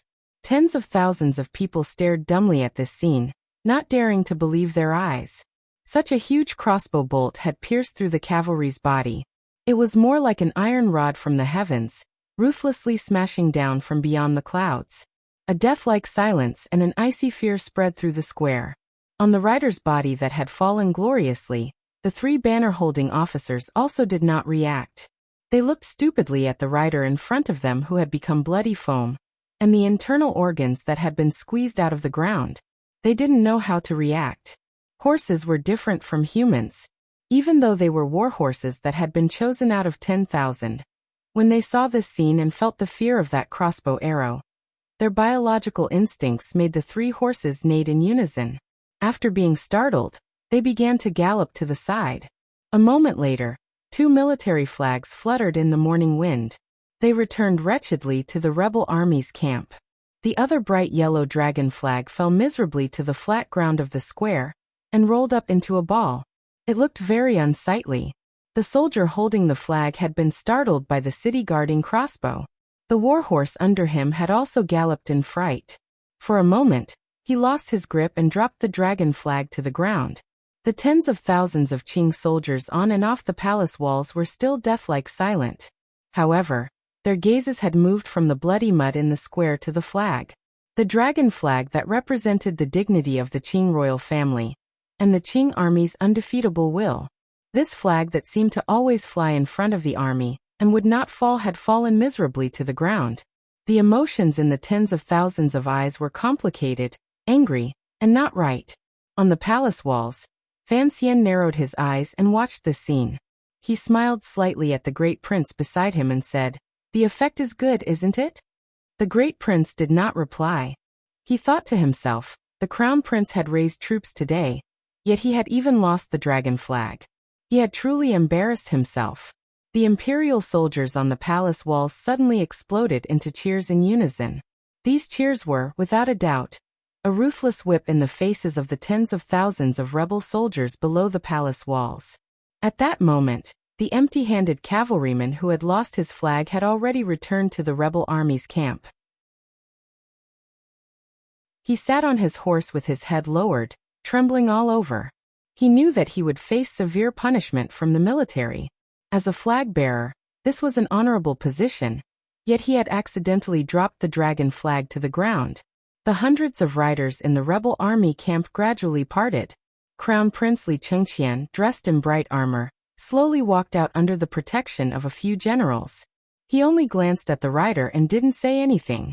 The crown prince's gaze was very gentle, but the cavalryman felt extremely ashamed. He gritted his teeth and turned his horse around, preparing to go to the square to snatch back the dragon flag that had fallen to the ground. It did not matter even if he died. At this moment, to everyone's surprise, a general beside the crown prince spurred his horse forward and came to the side of the cavalryman. He said, "When 2 armies cross swords, the one who loses the flag will be beheaded." The moment the word beheaded left his mouth, the cavalryman's body trembled. He unconsciously closed his eyes but did his best to straighten his body. Then he felt a chill on his neck. The general pulled back his knife and didn't even glance at the fallen body of the cavalryman beside him. He squeezed out a cold snort from his nose and squeezed the sides of his horse. The handsome horse beneath him shot forward like lightning. In an instant, it galloped out of the rebel army camp and headed straight for the center of the square below the palace walls. It was headed straight for the dragon flag that was curled up on the ground. Not everyone in the tens of thousands of rebel soldiers recognized this general, but they knew what he was going to do. Involuntarily, their hearts trembled and their blood surged. Tens of thousands of people roared in unison and rhythmically. Amidst the iron-blooded and awe-inspiring cries of the tens of thousands of people, the warhorse beneath the general was like a flying dragon. Its 4 hooves seemed to rise into the air as it pierced toward the palace walls like a sharp arrow. Riding alone in the open square under the gaze of tens of thousands of people, and the piercing of crossbow bolts on the palace walls, it was very heroic. The speed of the horse was very fast. The rider's skill in controlling the horse was even more impressive. It looked like it was charging in a straight line toward the palace walls. In reality, it was following a strange path. Although it took some detours, it was full of vigor. In only a moment, it had charged to the center of the square. Until now, not a single one of the city-guarding crossbows had been fired. The Imperial soldiers and Overwatch Council soldiers beside the giant city-guarding crossbows broke out in a cold sweat. It was impossible for them to capture the path of the rebel general's advance. Even under such high speed, it seemed that he could still keenly capture the speed of fire and defensive range of the city-guarding crossbows. Fan Xian stared at this scene with narrowed eyes. He felt that in the blink of an eye, this rebel general had already charged to his feet and in front of the dragon flag. The city-guarding crossbows had just demonstrated their power once, and this rebel general had already charged over. Such vigor and courage was truly admirable. For some reason, Fan Xian suddenly thought of 13th Wang. His heart jumped slightly. He was just about to raise his hand when he used a great deal of willpower to order himself to slowly lower it. This small action did not fall into the eyes of the great prince because he was also watching the one-man show of two armies fighting for power in front of the palace walls with a stern expression. When two armies crossed swords, vigor was the most important. The flag was the power. Capturing the flag was capturing the power. The rebel general on the horse rode to where the dragon flag was. He did not slow down. Using superb riding skills, he hung one foot on the pedal and reached down with one hand. Easily, he picked up the dragon flag. Although Fan Xian had lowered his arm, the group responsible for operating the city-guarding crossbows did not want to pass up this great opportunity. They pulled on the heavy spring of the crossbow mechanism. With a muffled bang, the thick palace walls seemed to tremble with the release of the giant crossbow. The neigh of a horse rose into the sky. The rebel general below the palace walls seemed to have guessed when the city-guarding crossbows would fire. He raised the reins and kicked his beloved horse's abdomen with both feet. With a wild roar, he had the horse stand up on its hind legs. The warhorse's front hooves hung in the air as its massive body was forcefully twisted. It even hovered in the air in a stupefying manner. The rebel general held the bright yellow dragon flag in one hand and fiercely raised the reins in the other. He sat diagonally on the rearing warhorse. Illuminated by the morning sun, he appeared heroic and fierce. At this moment, the giant city-guarding crossbow finally arrived in front of them and brushed past the warhorse's abdomen. It stabbed down diagonally and viciously. The iron crossbow, as thick as a child's arm, pierced into the stone slabs of the square. Shattered stones flew everywhere, but it did not even graze a hair on the rebel general's body. The rebel general twisted his left elbow and pulled in the reins again. The head of the horse under him turned to the left. With a neigh, its two hooves landed on the ground. All the muscles in its body relaxed and tightened. Like a wisp of smoke, it galloped directly back to the rebel army camp and back to the crown prince's side. The rebel general did not dismount. He only heavily stabbed the bright yellow dragon flag into the ground. The flagpole entered the ground but did not fall. The dragon flag once again fluttered in the morning wind and shone brilliantly. Then he turned his horse's head and was silent as he looked at the two black dots on the palace walls. In just a few breaths, this rebel general had done what most people could not do. From the moment he leaped out of the camp, tens of thousands of rebel soldiers began to cheer. As he took back the dragon flag and galloped back to the camp, tens of thousands of people's mountainous cheers grew louder and louder. When this rebel general stabbed the dragon flag back into the ground, and the flag fluttered in the wind, the cheers of the rebel soldiers finally reached a climax. Impressive. Fan Xian gently wiped away the cold sweat on his palms. At this moment, he expressed an opinion that he should not have expressed as one of the commanders. There are indeed countless fierce generals in the Qing army. No wonder no one can defeat them unhindered under heaven.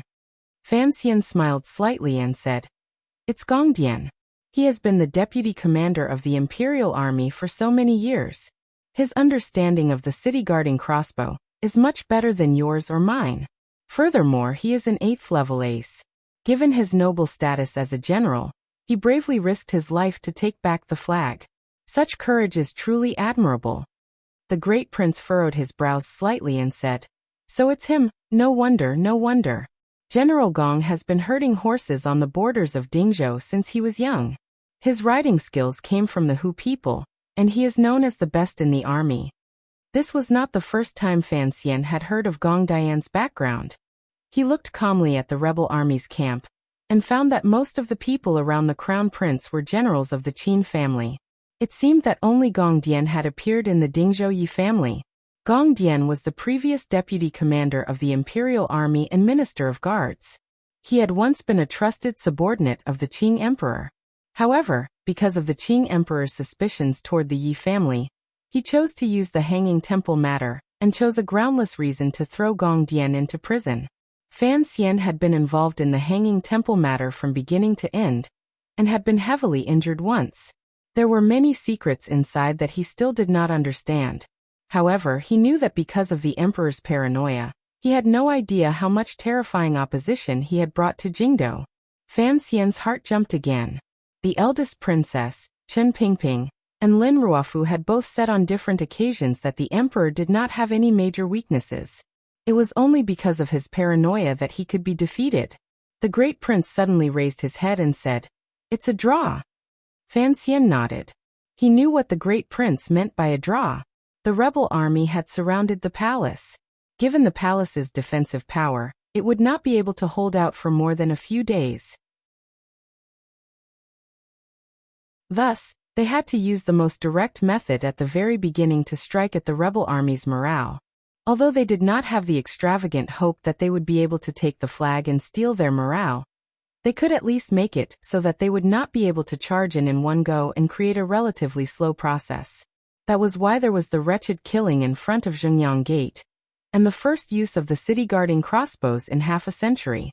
Even if it was only aimed at one person, it had to make the rebel army's hearts tremble. However, Gong Dian's confident capture of the flag caused this momentum to turn back. Fortunately, although the rebel army was once again full of vigor, looking at the other party's formation, they should not attack immediately. The rebel army had a clear advantage. Why didn't they attack immediately? Fan Xian could calculate a few points. The royal palace had a natural advantage in defense. The city walls were tall and thick, and the crossbows were united. The power in the palace was already at a dead end. If the rebel army attacked, this kind of destructive power that would rise from a dead end forced the crown prince to reconsider. The more important question was, who would attack? Although the heavenly soldiers and generals I've been hoping for have yet to arrive, Fan Xian said to the great prince with a warm smile. I think the rebel army actually has a headache. They are not a monolithic bloc. Nominally, the Yi and Qin families both support the crown prince, but what does the crown prince think? Yi Zhong is the second prince's father-in-law. He raised his hand and pointed to a military horse far to the right and said, the second prince and Yi Zhong should be over there.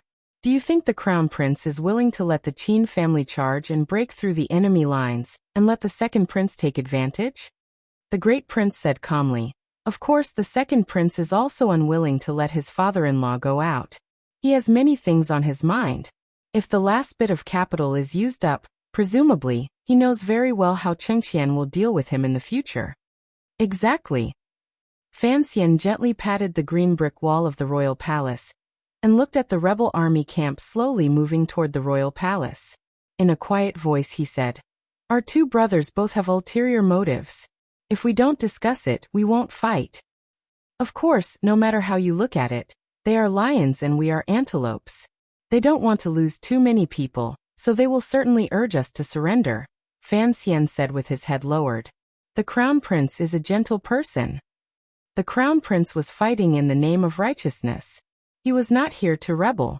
If he didn't say a few dignified words and just fought like this, wouldn't he be preparing to receive guests before the memorial archway was properly opened? Fan Xian was certain that this was something the rebels would never do, so he quietly waited for the crown prince, Li Chengqian, to speak. Tens of thousands of rebel soldiers had already gathered. Forming into a formation, they slowly pressed toward the royal palace. The black mass was like a dark cloud pressing down on the city, making one's heart palpitate. The black cloud-like rebel soldiers stopped 2 arrows away from the royal palace. Among the sea of people, a number of people slowly rode out from the rebel army camp. It was the crown prince and the important generals beside him. Beside the crown prince were the generals of the Qin family. Gong Dian, who had shown his confident hand earlier, was 2 riders away. Fan Xian watched the scene with narrowed eyes and saw much of the content clearly. Gong Dian following the crown prince was certainly an expression of the Yi family's loyalty. However, the crown prince did not have much trust in the Yi family. To the crown prince's right was the old Qin master.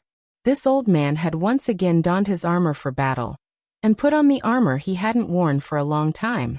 His old face was filled with a murderous aura accumulated on the battlefield for countless years.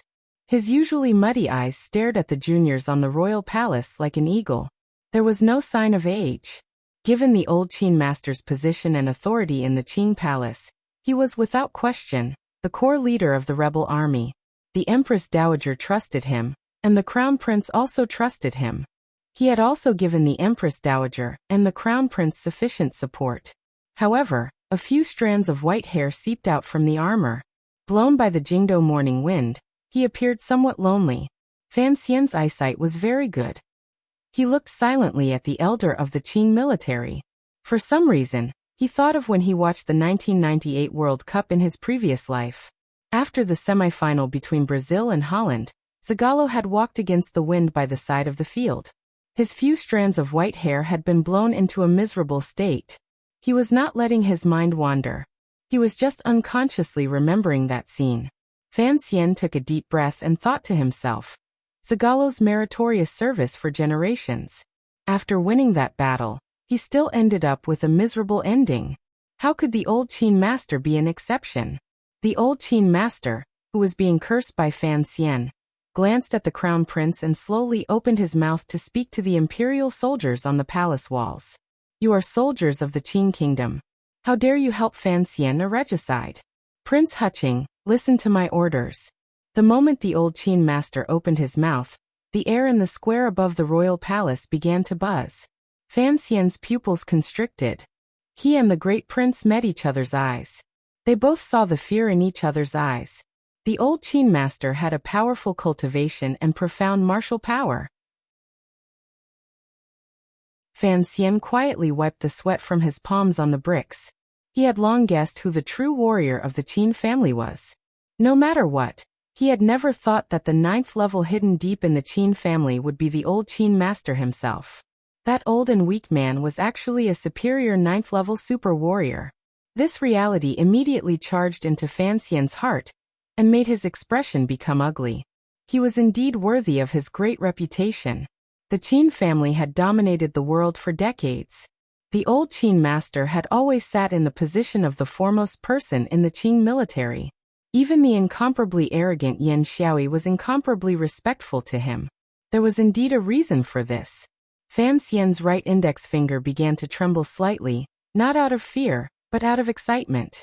In the beginning, it had been very difficult to snipe Yan Xiaoyi.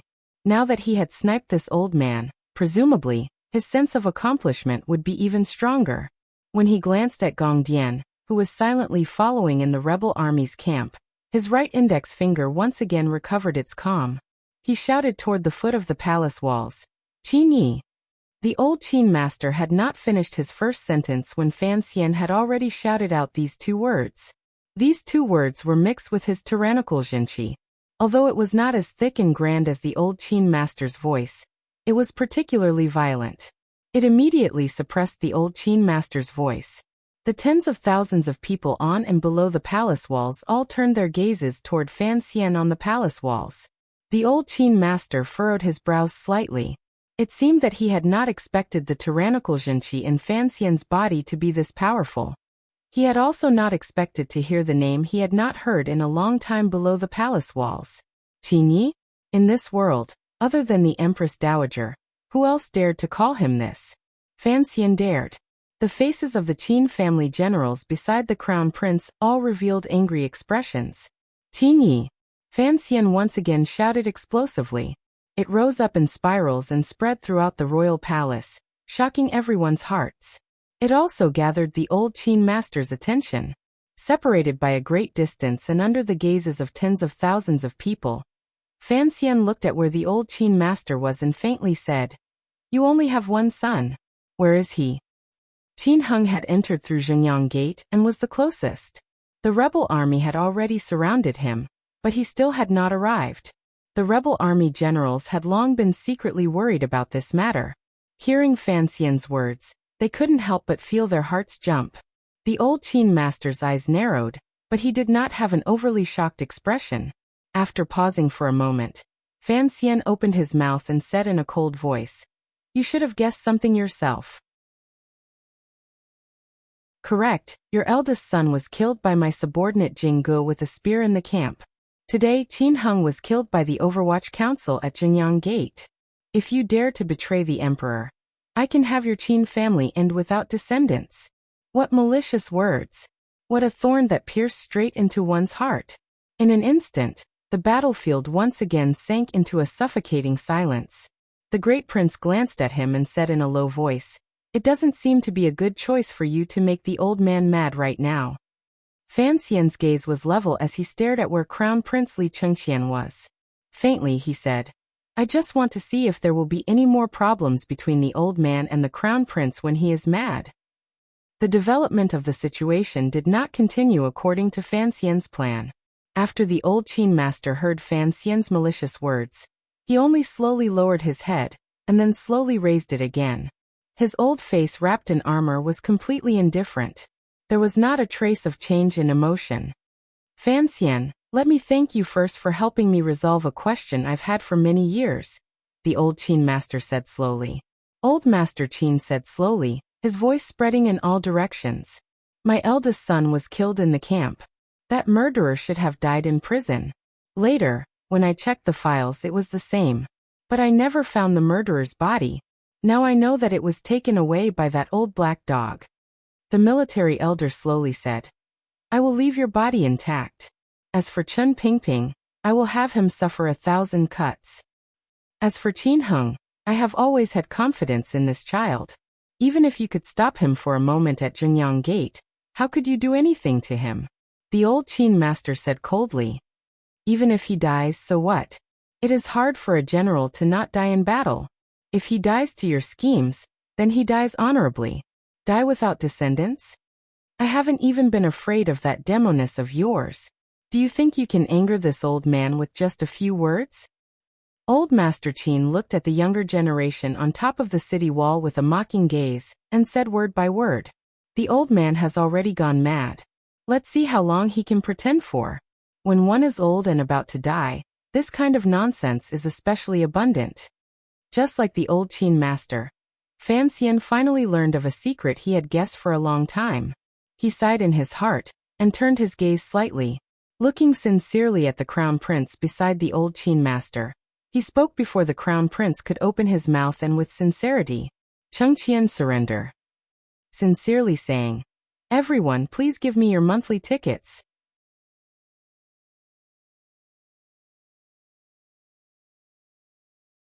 Chapter 565. Chengqian, just surrender. Fan Xian's warm and gentle words made the tens of thousands of people inside and outside the royal palace dumbfounded at the same time. They felt it was incomparably absurd. The rebel army had surrounded the city. The people in the palace couldn't escape even if they wanted to. Sir Fan Jr. was shamelessly speaking on top of the palace walls at this moment to urge them to surrender. Crown Prince Li Chengqian, dressed in martial attire, sat on his horse. He sucked in a cold breath and thought to himself that Nji's skin was indeed becoming thicker and thicker to be able to say such things. Furthermore, he had said it so naturally. If someone who didn't know the situation had heard this, they would probably think that he, Li Chengqian, was the pitiful person being chased like a rabbit and not Fan Xian. In just one night, Fan Xian had changed from a court criminal to a so-called regent. He had shaken off his life of exile and broken into the royal palace. He had almost captured the crown prince in one move and successfully reversed the situation. Immediately after, in the early hours of the morning, the crown prince had luckily escaped. The army entered the city and instead surrounded Fan Xian in the palace. The so-called changing of the royal flag on top of the palace walls probably referred to the story of what had happened that night. The story had always been absurd. What was the point of Fan Xian saying such absurd words? Li Chengqian raised his head to look at his two brothers on top of the palace walls. After smiling bitterly, he shook his head and thought self-mockingly that after the old Qin master had spoken, he should have been the one to sincerely urge his brother to surrender. Unexpectedly, Fan Xian had rushed to say such words and stuffed his own words in his mouth. Fan Xian was indeed sinister to the extreme. The sound of messy horse hooves rang out from the square to the right. Li Chengqian unconsciously turned his head to look, and saw the Dingzhou army entering the capital from the west gate slowly moving toward the center of the army he was in. He furrowed his brows. In front of the thousands of people he saw the second prince's handsome face. A faint chill rose in his heart. The things in his brother's heart were not simple. His face was very similar to Fan Xian's. The calculations in his heart were probably just as sinister. The Dingzhou army slowly stopped on the right flank of the rebel army, and carefully maintained a respectful attitude toward the rebel camp. "Big brother, you and I." Crown Prince Li Chengqian glanced at the second prince and finally opened his mouth. He could not wait for the second prince to speak. However, he did not have the support of internal qi. He had to shout to be heard by those on the palace walls. Although he still maintained the dignified royal aura that he had cultivated as the crown prince of the Eastern Palace for a dozen years, in comparison, it was not as valiant as when Fan Xian had berated the Qin family. Fan Xian picked his ear and glanced at the great prince. He didn't say anything because the great prince was listening very seriously. The crown prince's words were all within his calculations. He was trying to use brotherly affection to convince the great prince. At the same time, he was still pushing the Dong Mountain incident onto Fan Xian. Although the crown prince knew that the great prince would not believe that Fan Xian was the assassin, he still had to say it. Any brotherly bond had to be built on a logical foundation. The great prince's expression darkened. The emperor had 5 sons. If one did not count Fan Xian, who had grown up in Danzhou, and the third prince, who was the last to be born, then he, the crown prince, and the second prince could be said to have grown up together. Although the crown prince's status was respected, the 3 brothers had a good relationship, particularly before the emperor showed favor to the second prince. The interactions between the 3 princes were more valuable than the bloody plots and stories in the history books. Everyone had thought, but no one wanted to imagine that one day, these 3 brothers, who had grown up together, would meet with swords and weapons. The second prince, who had remained silent since the rebel army surrounded the palace, also opened his mouth. He gently used the heel of his boot to tap the horse beneath him, and allowed the horse to take him 10 feet out of the rebel army ranks. Gazing at the palace walls, he followed the crown prince's words, and began to speak sincerely to the great prince. It had to be said that the second prince did indeed have a way of winning people's hearts. He did not mention the matter of the great prince surrendering. He only used the friendship of the past to describe his displeasure at the great prince helping Fan Xian in an angry tone. He also faintly mentioned that the Qing emperor's attitude toward the great prince was not like that of a father toward his son. Fan Xian glanced at the great prince, and found that beside him, the great prince's expression was growing darker and darker. He was not worried that the great prince would fall under the pressure of the situation and the crown prince and second prince's familial attacks. When he analyzed something, he would always start from a person's personality. He knew that the great prince's personality was like a raging fire. He turned to look at the still shouting second prince and furrowed his brows slightly. He recognized the general beside the second prince as Yi Zhong. 30 years ago, Yi Zhong was already the commander of the Jingdou garrison. Now he was in his 50s, but he did not look old at all. Furthermore, he did not have the imposing aura of other famous Qing generals. His figure was a little short and a little fat. However, Fan Xian would not underestimate him because he knew that he was a 9th-level ace who had long made a name for himself. Yi Liuyun's closest nephew, who had once fought with his terrifying mother, was not a simple person. Furthermore, a person who could become the commander of the Jingdou garrison at the age of 20 could not be described as simple.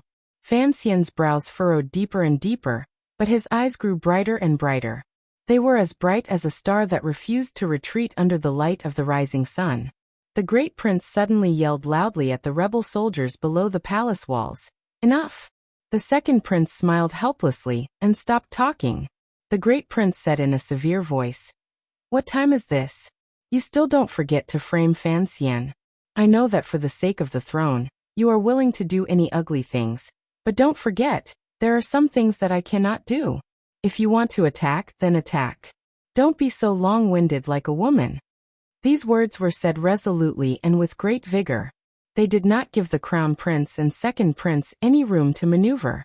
The second prince's usually gentle face finally became dark. For some reason he had become so angry. Angrily he roared toward the palace walls. "Big brother! Don't forget, we are the brothers." Brothers? The great prince had been worried about the guards of the royal palace and the major plan with Fan Xian for many days. His mind had been exhausted. His eyes were deeply sunk in, but they only made his gaze appear even sharper. He looked at the crown prince, and then at the second prince. Suddenly, in a severe voice, he said, "Brothers! You aren't even willing to be sons, yet you are willing to be brothers." There was a silence. These words had exposed too many things. The imperial soldiers on the palace walls had long known of this matter from the posthumous edict. Immediately, their eyes revealed grief, anger, and pain. However, the expressions of the rebel soldiers below the palace walls became strange. Although the emperor had been assassinated on Dong Mountain, the emperor's might still existed. As a disciple of the Qing army, he carried the crown prince's banner. In reality, what he was doing was killing the emperor and usurping the throne. Who would not be terrified? Who would not have their stomachs drumming? The great prince stood between the battlements of the palace walls and furrowed his brows deeply. Looking at the crown prince, he said sorrowfully, "The Dong Mountain incident was done by the eldest princess. I know you don't have this ability, but you must know. Even if father wants to depose you, you are still a son. How could you do such a thing that is worse than an animal?" The crown prince's expression was dim. He maintained his silence and allowed the great prince to angrily rebuke him. The old Qin master furrowed his brows and waved his hand. The rebel soldiers behind him began to prepare to attack the palace. Gradually, the sound of bowstrings being pulled rang out from behind them. The teeth-numbing sound of bowstrings being pulled rang out. As the three princes fiercely discussed the dark secrets of the royal family and were angry with each other, no one noticed that Fan Xian had already left the top of the palace walls by himself. Following the long stone steps down into the royal palace, he walked across the spacious square and headed toward Taiji Palace. Along the way, Fan Xian watched intently. He found that although the great prince was skilled in field battles on the grasslands, he was also very skilled in the defense of the palace. Preparations had been made everywhere. Beside the entrance of the stone steps, he had even taken down 2 corner towers of the royal palace and prepared stone and heavy wood. It looked like he was preparing to attack the palace later. At the side of the 3 palace gates below the imperial city, there were already some grotesquely shaped stones that even had moss on them. Fan Xian narrowed his eyes and wondered if the fake mountains in the palace had also been taken down by the eldest prince. Just as he was thinking this, a group came in front of him. Under the escort of a few imperial soldiers, 100 or so tired-looking eunuchs were using carts to push the moss-covered stones. It was indeed the fake mountains in the palace. There were 3 palace doors in the royal palace. Usually, only one would be open. When the rebel soldiers attacked, they would not only choose one. Fan Xian knew that the great prince was preparing to use the fake mountains and stones to firmly block these 3 palace doors. This work had probably been prepared since before dawn. Blocking the rebel soldiers outside the palace and trapping himself inside the palace was what was called defending to the death. Fan Xian sighed. He knew that the eldest prince had already made up his mind to die. Compared to the spacious royal palace, there were not many imperial soldiers. Compared to the spacious royal palace, they were sparse. There was not much confidence. Fan Xian sighed again. He knew that the 1,000-odd imperial soldiers had already been moved to the palace square where the eunuchs and serving girls lived. First, it was to suppress the restless factor in the palace. Second, it was because in the entire royal palace, that was the easiest place to break through. Entering Taiji Palace, he saw the worried officials, the heavy-faced Lady Ning and Yi Guipin, and the restless third prince. Fan Xian sighed 3 times in his heart. He bowed to the scholars Hu and Shu, but he piled a smile on his face and said to the third prince, "Qingping, the battle is about to start. Do you feel excited?" The third prince, Li Qingping, was after all a child. After learning that the royal palace was surrounded, he had begun to feel afraid. Although he forcefully suppressed it on his face, after hearing Fan Xian's words, he couldn't resist flattening his mouth. Amidst the fear, there was still a smile from Fan Xian's teasing. It appeared very comical. Fan Xian turned and bowed to the pale-faced Empress Dowager. He then glanced at the long-haired Empress and said in a low voice, "I invite the Empress Dowager and Empress Dowager to come up to the palace walls to watch the battle." Since ancient times, rebellion had to be carried out. The work of clarifying righteousness and flaunting one's legitimacy had already ended amidst the great prince's angry rebuke and the crown prince and second prince's depression. The rebel soldiers at the foot of the palace walls were already closing in, particularly the thousands of archers in the rear barracks. They had begun to prepare to shoot in unison. There were only 1,000 imperial soldiers on the top of the palace walls. After this rain of arrows, there would probably be many casualties. The great prince's hand pressed against his sword and walked silently on the top of the palace walls. Occasionally, he gave a few orders, ordering the soldiers to prepare to welcome the rebel army's attack. This was the first time the Qing royal palace had been baptized by a rain of arrows. No one knew what kind of bloody rain and foul wind they could withstand after the rain of arrows. Because they had not planned to defend the royal palace and did not control the city guards, the imperial soldiers' defense was already at a disadvantage. They did not have enough bows and arrows in their hands. They could only rely on the 4 city-guarding crossbows at the 4 corners of the palace walls. However, there were tens of thousands of rebel soldiers. Even if these 4 crossbows were cannons used to kill mosquitoes, how many could they kill? Get ready! The great prince's hand gripped his sword tightly as he stared at the black mass of rebel soldiers below the palace walls. Hearing the endless sounds of bowstrings being pulled taut, his heart involuntarily tightened. Thousands of archers drew their bows at the same time. The heart-shaking creaking sound seemed to pierce through everyone's eardrums on the palace walls and shake through everyone's mind. The imperial soldiers on the palace walls had already hidden behind the arrow mounds. Soldiers holding shields were also waiting behind the great prince. A great battle was about to break out at any moment. Everyone was waiting for the moment the sky full of arrows whistled through the air. However, Fan Xian did not let all of this happen. He had no interest in admiring the sight of the siege. He also did not show off until the imperial soldiers had suffered heavy losses, and then bring out his good or bad hand. A flurry of hurried footsteps came from the stone steps. Following the footsteps was Fan Xian, and the dozens of panting old officials behind him. There were also a number of women half supported and half held by eunuchs. These women were originally the most honorable women in the world.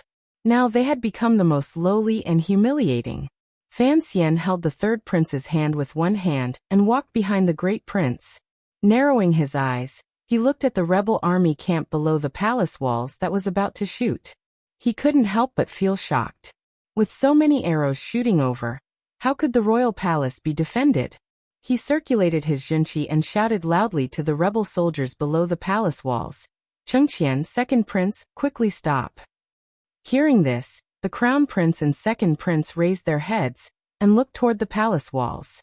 They then saw a scene that made their hearts tremble. Mother! Mother! Empress Dowager! Looking at the women who had suddenly appeared on the palace walls, the crown prince and second prince couldn't help but cry out in surprise. Even the old Qin master and Yi Zhong couldn't help but furrow their brows. Then they heard Fan Xian yell at them from beside the women. Don't fight in a hurry. I've brought your mother, grandmother, and brother to see you. Hearing these words, many people had the urge to vomit blood. No one would have thought that Fan Xian, who was renowned as an immortal poet and had displayed his dark power as the commissioner of the Overwatch Council, would say such shameless words.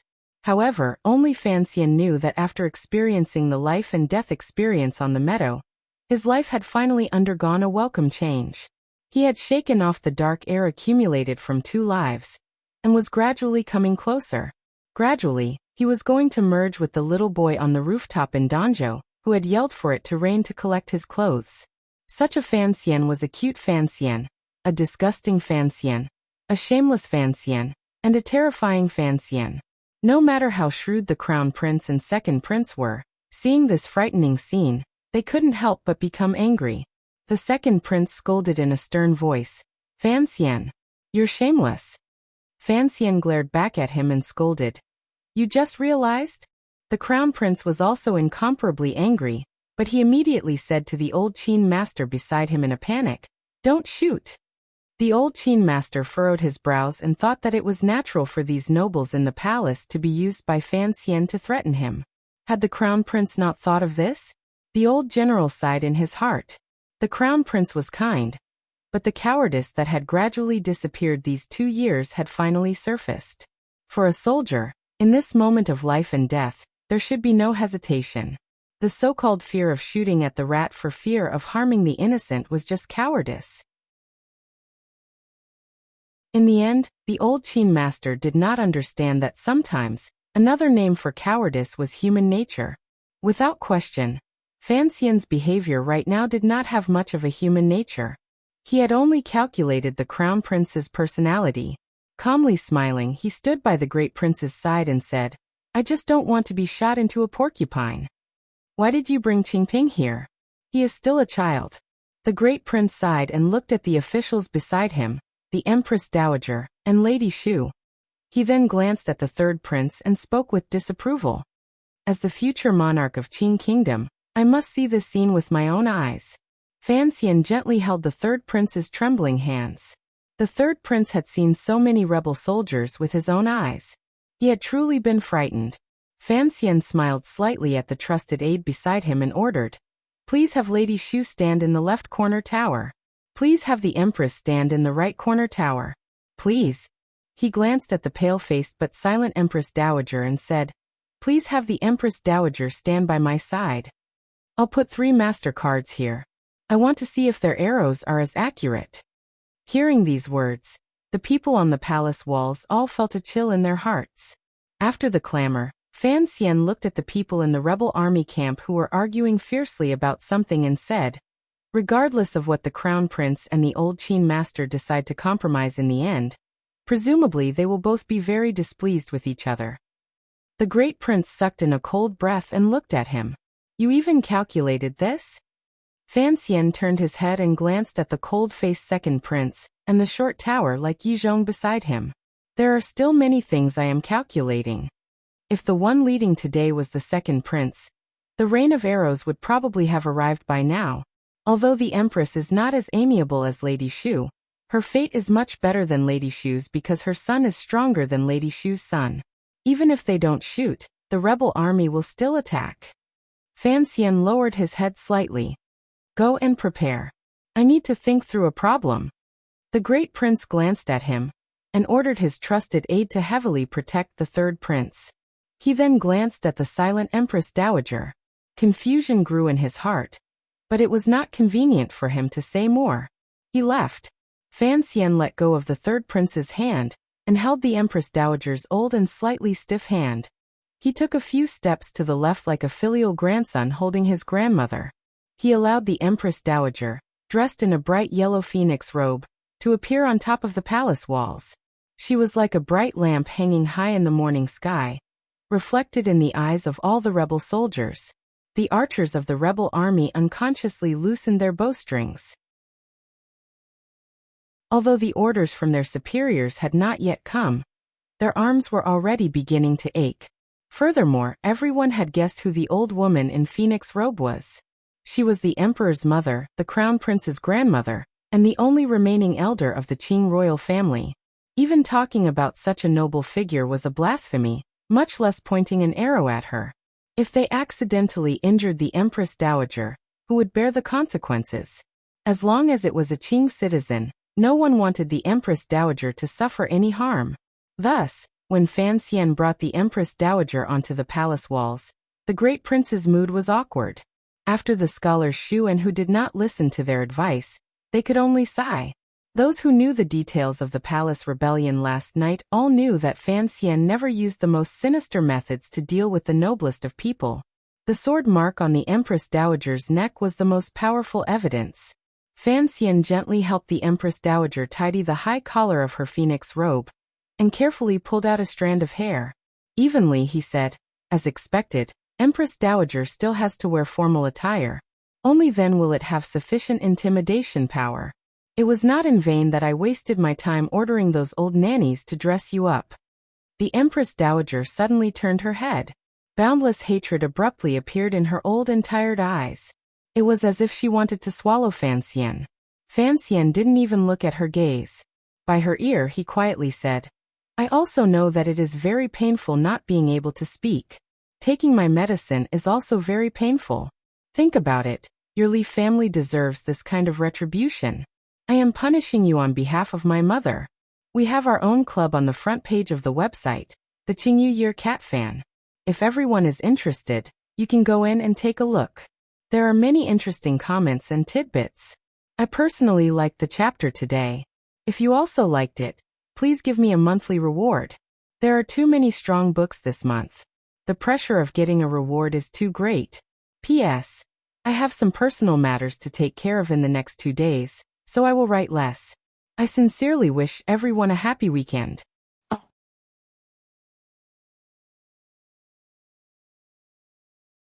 Chapter 566. It was sweet and sour. It was the taste of the pill Fan Xian had forced the Empress Dowager to swallow. The pill had always been kept close to Fan Xian's body. Even though he had experienced so many life and death battles these 2 years, entered the sea and climbed mountains, and was covered in wounds, Fan Xian did not lose these pills. He knew these pills were very important to him. It had been a dozen years ago in Danzhou when Fan Xian's teacher, Fei Jia, had solemnly stuffed the medicinal pouch into his small hands. He was afraid that the tyrannical Zhenqi Fan Xian practiced would explode and cause him to die a tragic death. However, in these dozen years, Fan Xian had never taken this medicine. After killing Xia Bai and by the second prince's side in the Jingdou government and fighting the shadow head-on, his Zhenqi finally exploded in his body and he became a cripple. Even under these circumstances, he did not take the medicine. He knew how tyrannical this medicine was. It was a medicine that scattered martial arts. Fan Xian was unwilling to disperse all the cultivation in his body, so he endured the pain of his meridians being torn and the stiffness of being unable to move. He persisted in not taking the medicine Sir Fei Jia had left behind.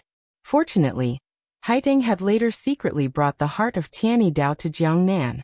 Only then could his strange injuries slowly heal. Now he had finally delivered this pill into the Empress Dowager's mouth. The medicinal properties of this pill were strong.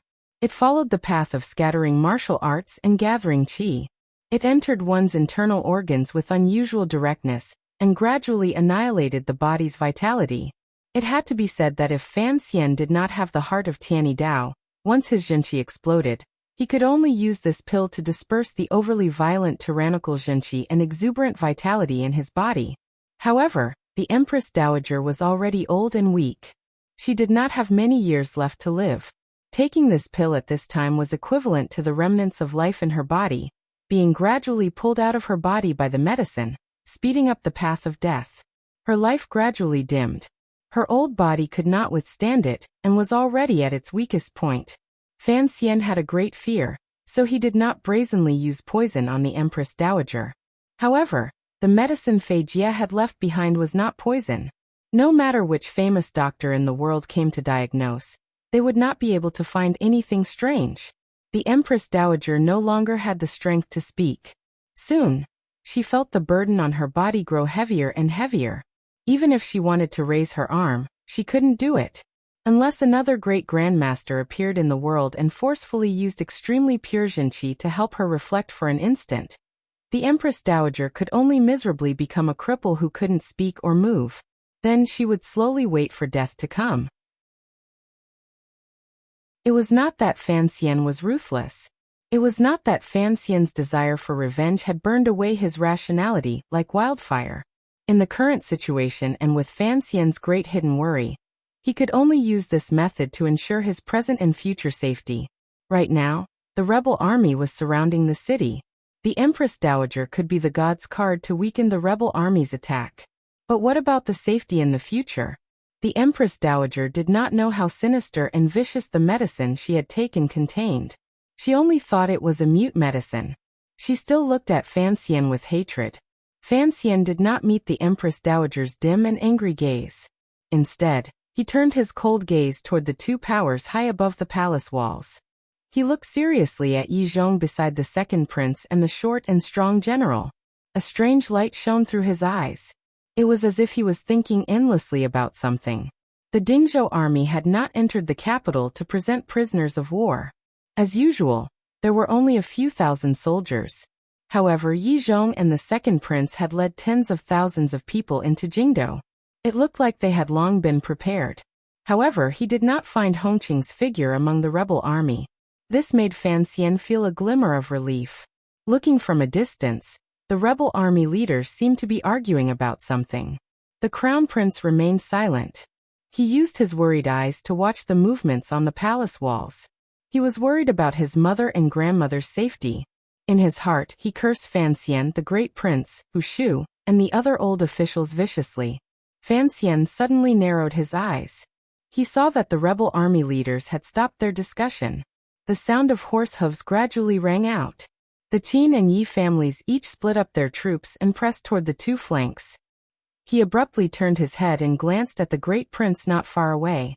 The great prince nodded at him to indicate that he had long been prepared. Only then did he relax. It looked like the main direction of the rebel army's attack, other than the main gate of the royal palace, had chosen Taiping Square. The palace walls there were slightly shorter. Furthermore, it was a place where eunuchs and serving girls lived, so the entrance was never strictly guarded. The great prince had long predicted this. He had moved a large number of soldiers forward to guard it. He had also moved over 70 to 80% of the loyal generals he had raised from the Western Expedition Army. It was just petty cleverness. It was only to stall for time. He still hadn't caught the one that had escaped, and could change the situation. Fan Xian's mind suddenly began to empty again. His eyes gazed at the densely packed rebel army below the palace walls. It was as if he had seen through their existence. He gazed at a place further away, at the past, and at the variable he had been waiting for but had never appeared. 30,000 against a few thousand. No matter how high the palace walls were, even if the rebel army didn't dare to release arrows, and even if they had to use people to fill in the gaps, they had to fill in the moat outside the royal palace. They had to fill in a human ladder, climb to a high place, and destroy everything in the royal palace. Looking at the busy arrangements of the rebel army and the gradually rising siege ladders, Fan Xian's pupils constricted slightly. He felt a glimmer of coldness at the bottom of his heart. The three-part ladder produced by the third workshop of the palace treasury had finally been moved over. The attack was finally about to begin. These military equipment were all produced by the palace treasury. As the head of the palace treasury, Fan Xian couldn't help but feel a glimmer of absurdity. The things he had produced were going to be used to attack him, and he couldn't find any way to deal with it. His heart began to beat faster. His scalp felt numb. His brows were furrowed tightly. Suddenly he took a few heavy breaths. He felt that there was a problem with his breathing. His chest felt heavy. Leaning against the arrow hole made of bricks, he slowly crouched down. The hearts of everyone on the palace walls jumped. They all rushed in his direction. The battle was imminent. If one of the main commanders, Fan Xian, suddenly had a problem with his body, it would, without a doubt, be a massive blow to the morale of the imperial army. The third prince was close to him. Fearfully holding his left arm, he called out, "Sir, what is it?" Without waiting for more people to gather around him, Fan Xian raised his right arm with his head down. In a tired voice he said, "I need a quiet place to think about some problems. You all go prepare. Don't mind me." Hearing this, no one could relax. Seeing his stubbornness and the fact that the rebel army was already preparing to attack, they could only accept their orders and rush to the area they were defending. The great prince stood in the commander's position and glanced at him from a distance. Seeing Fan Xian, who had been full of killing intent earlier, now crouching helplessly at the foot of the palace walls, he couldn't help but feel his heart dim. "Who the scholar? I'll have to trouble you to buy some time." Fan Xian lowered his head and spoke in a quiet voice. Who the scholar glanced at him with concern and sighed. He walked to the side of the palace walls and spoke in a loud voice. The third prince anxiously stood guard by his side.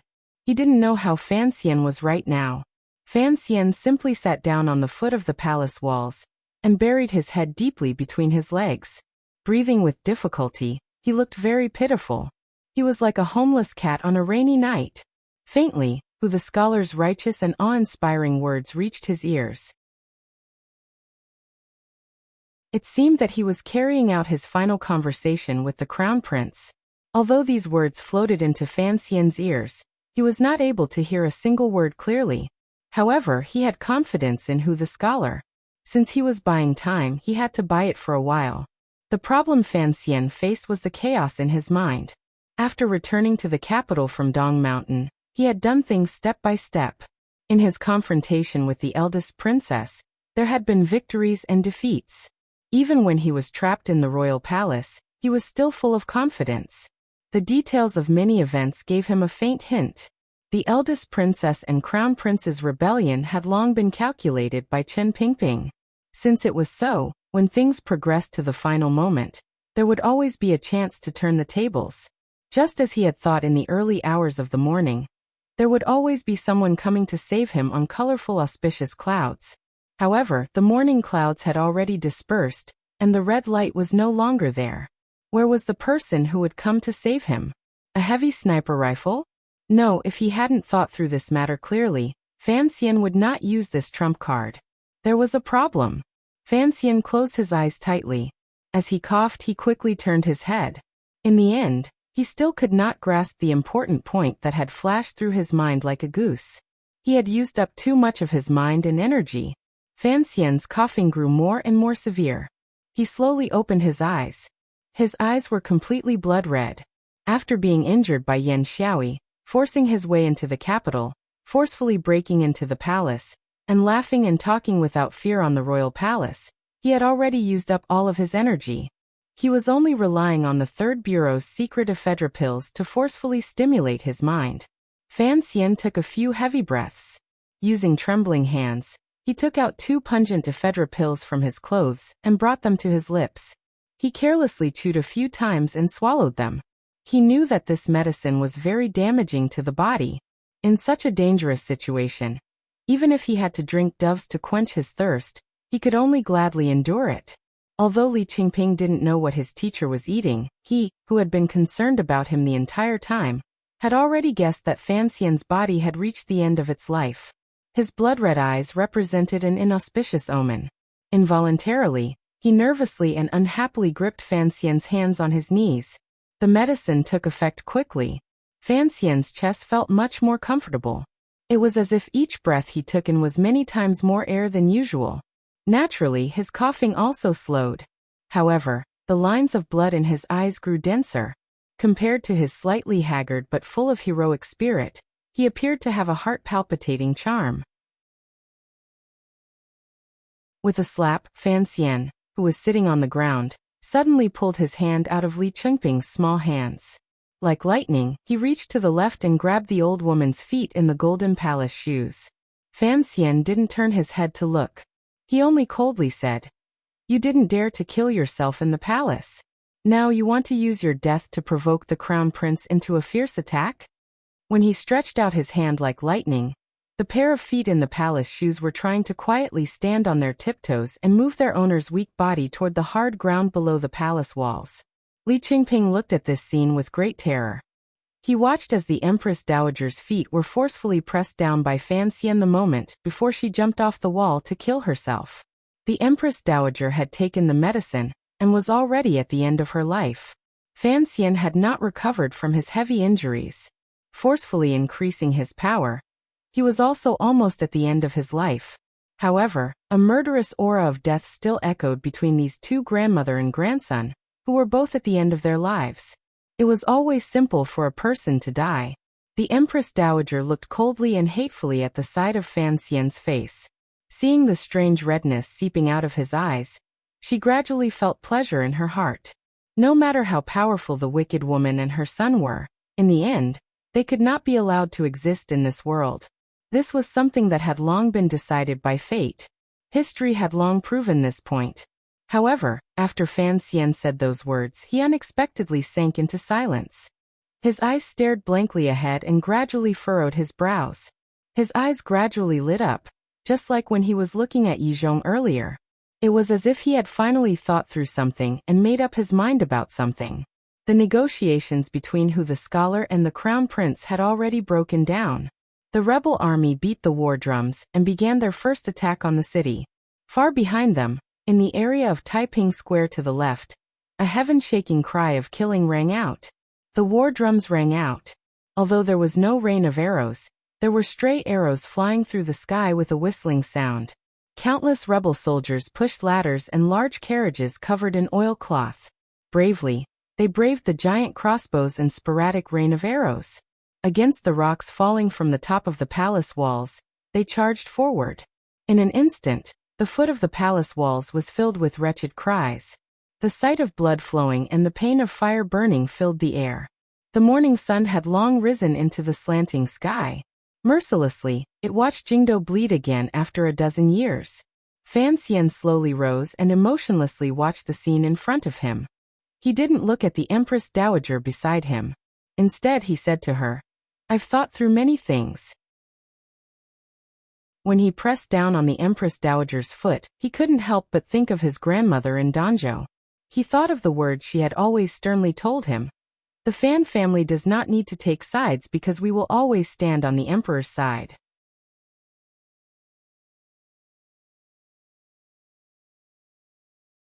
Chapter 567. The stray arrows whistled through the sky, but it was more of a deterrent. Under the crown prince's powerful suppression, the rebel army did not have the courage to rain down a terrifying rain of arrows on the city walls. Thus, the pressure the imperial army guarding the royal palace faced immediately lessened. They only had to face the problem of contact. Although the sounds of killing shook the heavens below the royal palace, it did not cause any losses to the imperial army. Instead, it was the imperial army stationed in the direction of Taiping Square that faced the greatest danger. However, there were many rebel soldiers at the main gate of the royal palace. At this moment, the thousands of rebel soldiers below the city walls had split into 3 rows and formed 3 black lines that pressed forward. It was truly frightening. Muffled sounds continuously rang out from the 4 corner towers of the imperial city. Every sound would tug at the heartstrings of the crowd, and the entire imperial city would tremble. The strong vibrations represented the strength of the city-guarding crossbow. The giant crossbow bolts pierced through the air like black light and mercilessly stabbed into the rebel army's formation. Countless bursts of blood blossomed, and the ground was covered in sticky meat paste. However, there were only 4 city-guarding crossbows, and there were only 2 on the left and right side of the square. How many people could they kill? The rebel army's triple wave charged quickly to the foot of the royal palace without any obstruction. The main target of the city-guarding crossbows was still the military equipment the rebel army used to attack the city, especially the sharp and heavy carriages used to break through the thick palace gates. These carriages had fire blades made from cowhide, and the front end was a giant piece of wood that had been sharpened into a sharp point. They were already very heavy. Once they were pushed at high speed, the impact against the palace gates was very powerful. A crossbow bolt accurately struck a battering ram. The sharp tip easily tore through the seemingly tough cowhide and slammed heavily into the ram. Although the ram was tough and could not be broken by a giant crossbow bolt, the powerful impact of the city-guarding crossbow still caused the ram to jump up. It was like a beetle on the ground that felt the earth shake. Then, it rolled over miserably and crushed a number of rebel soldiers beside it to death. It could no longer move. Within the 3 rows of rebel army charging formation were a dozen heavy and murderous rams. The moment the attack began, the 2 city-guarding crossbows fired with all their might and successfully destroyed 3 of the rams.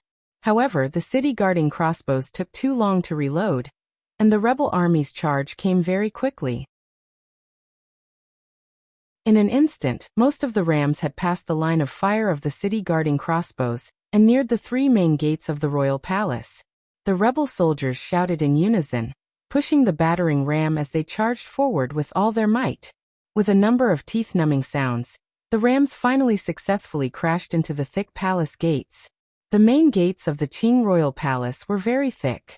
Under such a terrifying crash, they still shook violently. The hinges of the door creaked as if they were about to fall apart. The 4 giant door bolts, which were arranged from top to bottom, were bent out of shape. However, the thick door latch finally withstood this powerful impact, and the creaking sound of the door hinge gradually calmed down. Other than a large dent in the main door of the imperial palace and a dozen or so copper nails falling, everything else was fine. At least in this attack, the main gates of the Qing royal palace still appeared sturdy and unbreakable. However, the rebel soldiers did not have a trace of a strange expression. Under the stern yells of their superiors, They quickly pulled the first wave of rams away from the palace gates. The rams in the second wave had already passed through the sparse arrows of the imperial soldiers on the city walls. They had escaped the powerful city-guarding crossbows that, like old people, only moved once in a while, and crashed viciously into the palace gates. There was another loud crash. This time, the palace gates had finally received an irreparable damage. The entire gate began to tremble. It gave one a feeling that it was on the verge of collapse. It was as if it could collapse at any moment. The elites of the imperial army who were on standby behind the palace gates led their horses and watched the scene calmly. Although their faces were calm, the anxiety that flashed across their eyes revealed their true feelings.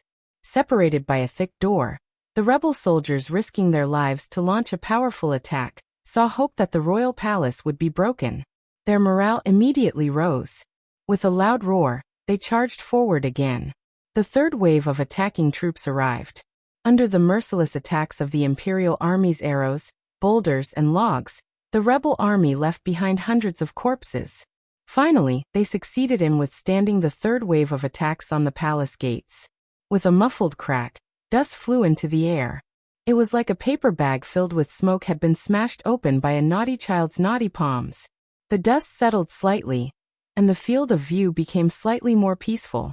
The countless rebel soldiers in the square saw that the thick and heavy palace gates in the middle of the royal palace had been smashed open. They couldn't help but cheer in unison. However, the group of elites closest to the imperial city didn't even have time to release any cheers. Even the excitement and joy on their faces were immediately replaced by shock and anger.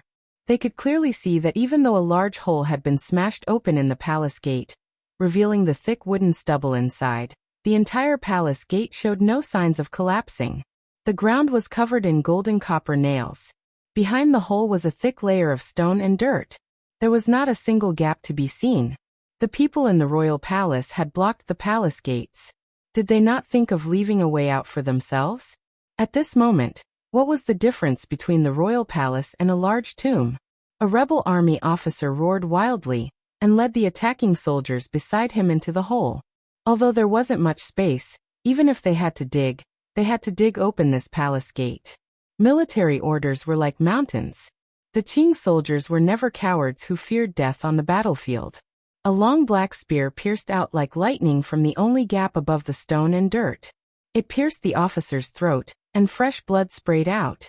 Below the royal palace, 10 paces behind the piles of fake mountains and broken stones in the long palace gates, 300 imperial soldiers calmly and nervously watched for any movement in the palace gates. Their commander had already let a small group in. At this moment, they had the advantage of the terrain. There was no reason for the rebel soldiers to attack so easily. Above the royal palace, the great prince watched coldly as the rebel soldiers' attacks grew stronger and stronger. He raised his right arm and brought it down viciously. The soldiers at his side accepted the order and quickly waved the yellow flag in their hands. Along the line in front of the royal palace, the hundreds of imperial soldiers on the palace walls moved at the same time. They lifted the sack at their feet and carefully tore it open. They then scattered it toward the heads of the rebel soldiers, who were no longer within the range of the crossbows. The slightly yellow powder was like dirty snow as it scattered down. In an instant, it enveloped the thousands of rebel soldiers closest to the royal palace. The rebel general paled in shock. He thought it was poison from the Overwatch Council, and ordered his subordinates to be careful. It was not poison powder. The third bureau was not Fan Xian's tofu shop. They did not have the ability to produce so much poison. This yellow powder was all crude gunpowder that Fan Xian had ordered taken from the bottom floor of the square building before the imperial soldiers entered the palace in the early hours of the morning. The royal palace had never made preparations to welcome a powerful military attack, so there was no hot oil or anything that could be burned. If it were not for the commissioner of the Overwatch Council, Fan Xian, standing on their side, the battle to defend the city would probably have progressed unusually miserably. The great prince glanced at Fan Xian, who had been calmly watching the rebel army camp in the distance, and gently nodded his head. Fire! The face of the trusted officer who had been following the great prince was full of ruthlessness. He gave the order in a loud voice to all of the imperial soldiers on the royal palace walls. The previously sparse rain of arrows on the royal palace walls suddenly exploded with the most concentrated rain of arrows since the start of the battle. Furthermore, these arrows all carried a red light. It was like the inauspicious color that Qin Heng's valiant general saw before he died under Zhengyang Gate. The fire arrows arrived below the walls in an instant. They did not need to be precise. They only needed to shoot into the powder. The sky was beautiful. The autumn sun had risen, and the weather was gradually warming up. The morning wind had already left. The powder that had been scattered down was not blown away by the wind, nor was it blown back up the walls as Fan Xian had been worried about. Instead, it formed a large patch of fog that enveloped the thousands of rebel soldiers below the walls. Looking at the beautiful morning scenery of the willow trees by the river bank, one could only see the vague figures inside that were beginning to panic. The fire arrows entered the fog. In an instant, they began to burn at a terrifying speed. Countless flames burned vigorously and quickly connected to form a large sea of fire. It was like a fire dragon lying below the royal palace. It was also like a calm lake illuminated by the golden sun. Gradually, waves began to rise and churn. It was extremely bright and scorching hot. It actually covered the light of the sun in the sky. What about the people in the fog? They howled wretchedly and burned, turning into countless pitiful people on fire. They desperately tried to run out of the fog. However, how could such a large area of burning be endured by normal creatures? Countless people on fire ran wildly on the square. Their wretched cries rose into the sky. The scene appeared unusually terrifying. Not a single burning rebel soldier was able to run back to their camp. Most of them had become charred corpses below the palace walls. Some of the burning people on fire only had time to run to the square before falling to the ground with a splat. With the remaining flames and rising smoke on their bodies, they twitched endlessly. Such a scene was extremely tragic. The rebel army camp in front of the buildings in the distance was in a state of panic. Even the Qing army, famed for its strict military discipline, felt fear at this moment. No one had thought that the imperial soldiers guarding the city would have such a terrifying method. The crown prince's face was ashen while the old Qin master looked coldly at the palace walls. Slowly he said, "Only Fan Xian could do such a ruthless method." The smell of burning in the square stimulated everyone's state of mind. Even the imperial soldiers on the palace walls felt a glimmer of fear and helplessness. Looking at the terrifying scene below, some people's lips turned white. They wondered if those charred corpses had all been killed by them. After such a destructive attack, the first wave of rebel soldiers who entered the palace returned dispiritedly. However, there were not many people who returned. The royal palace was finally held by a hair's breadth. However, the rebel army did not carry out a second round of attacks. It was clear that regardless of whether it was the defenders or the attackers, they had all been shocked by this unusually bloody and terrifying fog of fire. They all needed some time to digest and stabilize their morale. However, the instigator of this terrifying fire attack, Fan Xian's expression was unusually calm. He looked at the rebel army camp in the distance and pressed his lips together without saying a word. The great prince saw that Fan Xian's right hand, which was hanging by his sleeve, was trembling slightly. The veins in his eyes were becoming denser and denser.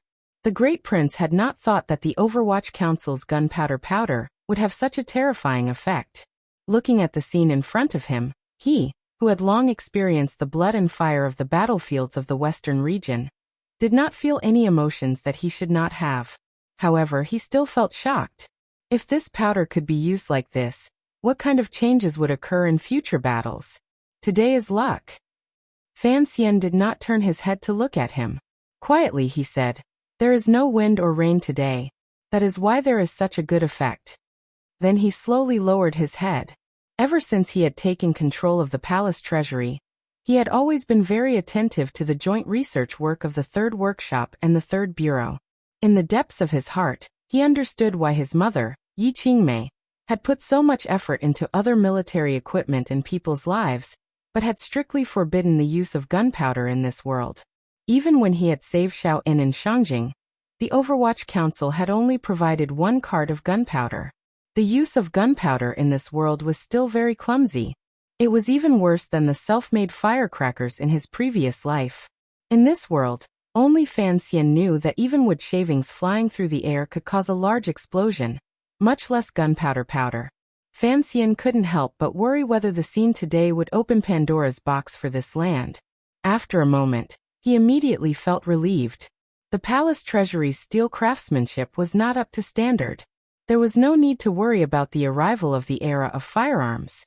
Furthermore, just as he had said to the great prince, the main reason why the fire protecting the city had such a large effect was because the heavens were on their side. His luck was as strong as before. As for the wretched scene in front of him, Fan Xian actually felt his heart palpitate. Since he was young, he had seen countless corpses and had personally killed countless people. But when he personally saw so many charred corpses appear in front of him, he still felt waves of the urge to vomit. This was a battlefield, a true battlefield. It was precisely because of this that Fan Xian was even more determined to win. If a person came to this world with some kind of mission, he believed that his mission was the agreement with Haitang. If he wanted to reach that agreement, he had to survive today. Using a knife to kill was still killing. Using a gun to kill was still killing. Using gunpowder to burn people to death was also killing. Other than being a bit more terrifying and ugly, there was not much difference. After all, the rebellion this time belonged to a civil war. The two sides fighting were the elite troops of the Qing kingdom. The scene just now made too many people feel a chill in their hearts. The rebel soldiers returned to their camps to lick their wounds, preparing to once again carry the resentment of revenge, and begin an even more powerful attack. The expressions on the faces of the imperial soldiers on the city walls were complicated. Many of them didn't even dare to look at the black-clothed Sir Fan Jr. standing coldly on the city walls. The smell of burning and the remnants of fire were still burning in front of the royal palace. The vermilion palace walls and the green bricks on top of the walls were all burned with streaks of color. It looked like this beautiful and solemn royal palace had been ruthlessly slashed with countless scars by a knife. The great prince looked at the scene in front of him, and slowly swept his gaze over the imperial soldiers on the city walls. In a steady and firm voice he said to all sides, "This is war. Remember, those below the walls are rebels. If we allow them to break into the royal palace, the Qing court will descend into darkness. The people will never have a chance to rise again. You will all be crushed to pieces." "What is below the walls?" "It's the enemy," the great prince shouted in a stern voice. "You are all soldiers who have followed me back from the west. Why have we worked so hard to fight the Hu people on the grasslands? Everything is for the Qing kingdom. Those enemies want to destroy the foundation of the Qing kingdom. They are no different from the barbaric Hu people. They are just beasts. I order you from this moment on, you must treat these rebel soldiers as Hu people. Everything is for the Qing kingdom. The emperor is watching you from above." These were not hot-blooded words, but coming from the commander's mouth, they had a surprising effect of comforting people's hearts. The eyes of the imperial soldiers on the city walls gradually lit up, no longer as dim and lost as they had been earlier. For the Qing kingdom, everyone on the palace walls cried out. Even the third prince, who was standing by Fan Xian's side, was no exception. Only the Empress Dowager, who had been firmly restrained by Fan Xian, had a glimmer of mockery and panic flash through her eyes. A wave of heavy footsteps rang out on the city walls. A group of eunuchs, under the watch of Overwatch Council officials, carried 3 black coffins with difficulty to the top of the city walls. The coffins landed heavily on the city walls and made a few muffled thuds. Everyone looked at the 3 coffins in astonishment. Fan Xian gently held the third prince's hand and stood behind the great prince. To the imperial soldiers, officials, and Overwatch Council subordinates around him, he quietly said, "We are the emperor's officials. We have received the emperor's posthumous edict to stop those rebellious plots. Regardless of whether we succeed or fail, we will not retreat a single step." The great prince's expression was solemn. He continued Fan Xian's words and said, "There are 3 coffins here. Chengping and Ji, and I will each have one. If the royal palace is broken into, the 3 of us will die here. This can be considered filial piety to father and loyalty to the Qin kingdom. He glanced at everyone and then slowly said, "Defend the palace to the death. Does everyone have confidence?" Even the cliched method of carrying coffins to battle had been brought out by Fan Xian. How could the soldiers not feel their blood boil? In unison they cried out, "Yes."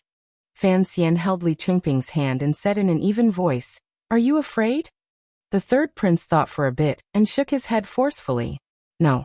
Father's son will not be afraid." "All right." Fan Xian glanced at him with a slight smile and didn't say anything more. He only thought that if the change did not happen and the royal palace was actually broken, he could only take the third prince and flee to the ends of the world. He could only hope that this kid wouldn't scold him when the time came. In the distance, the rebel soldiers began to gather again. The morale that had been suppressed by Fan Xian's evil plan seemed to have successfully turned into resentment toward the royal palace. Most of the Qin kingdom's troops had been on the battlefield for a long time. Their ability to mobilize soldiers was not inferior to anyone else's. The gazes of the rebel soldiers toward the royal palace began to fill with naked murderous intent. The sea of fire appeared terrifying, but in reality, it did not cause much damage to the rebel soldiers. Fan Xian looked at the scene in front of him, and couldn't help his heart tremble slightly. He thought to himself that if he had calculated wrong, the following steps would probably kill many people on his side. He knew that he was completely unfamiliar with military affairs, so from beginning to end, he had not made any suggestions about the great prince's arrangement of troops. Instead, he calmly acted as a spectator and helper. At this moment, he was going to make an unusually daring suggestion. "How many imperial soldiers do we have left?" 2,700. "Basically, we haven't lost much." Fan Xian tilted his head and listened as the sounds of fighting in Taiping Square grew quieter. He furrowed his brows slightly and said, "Do you think we can hold it?" The great prince's sword-like brows were smeared with a layer of murderous intent. Straightforwardly, he said, "Even if father personally led troops, we wouldn't be able to hold it." A glimmer of self-mockery suddenly flashed through the corners of his lips. "The disparity between us and the enemy is too great. If the Western Expedition Army had not been disbanded by father, if I led, no, even if I only led 1/3 of the Western Expedition Army, I would still dare to fight a decisive battle against the rebel soldiers below." The great prince took a deep breath. "However, don't worry. Even if we lose, we won't lose so badly. The generals and soldiers under my command have all eaten Hu people's meat and drank Hu people's blood on the grasslands. The Qin family, it has been 20 years since the old man personally led troops. The soldiers of the Jingdou garrison are extremely lazy. The only one is the Dingzhou army." Fan Xian cut him off and said, "In that round of attack and defense just now, I noticed a problem." "What problem?" Fan Xian moved closer to the great prince's ear, and quietly said a few words. "What are you thinking about?" A cold light flashed through the great prince's eyes. "I'm thinking about gambling." Fan Xian lowered his head and faintly said, "We no longer have any trump cards in our hands. If we continue like this, we will eventually die." The great prince furrowed his brows and said, "War is not child's play. What you're saying is too absurd." Fan Xian smiled bitterly. "It is indeed absurd. However, I truly can't think of any opportunity to turn the tables." He turned his head and glanced at the 3 coffins glowing with black light. His gaze gradually became determined. He still had a trump card, but he had not seen everyone's trump card clearly. No matter what, he would not use it. The great prince was silent for a moment and then suddenly said, "How do you want to gamble?" "Dig up the rocks at the palace gates." Fan Xian raised his face and looked through the slightly warm air of the square at the commander of the Dingzhou army, Yi Zhong, who was quietly saying something to the second prince. His gaze narrowed slightly. "We should be prepared to charge out at any moment and give ourselves a chance."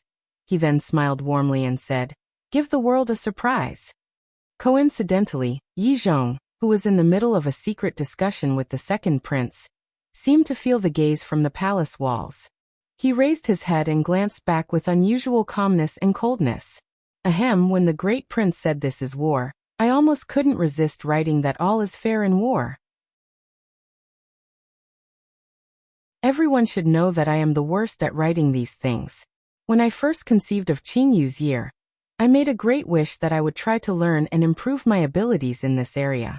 I am still not very good, but please see my progress and hard work. P.S. I don't know who wrote the KFC's Qingyu's year review in the book review section. I just thought it was very funny. I don't know if that book friend knows me in real life, but most of his spoilers are definitely wrong. I was mad and changed the wrong words 3 times. It is now 6:08. To the friends who subscribed earlier, I apologize. Recently there have been too many wrong words. No matter how mad I am, this is the 4th time I've changed the wrong words. I've actually changed them before, but there are still so many. This is 6:09. Sorry.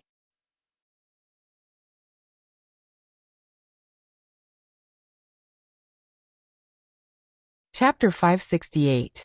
There was a faint smoke all around, a thick stench of blood, and a faint, terrifying smell of something burnt.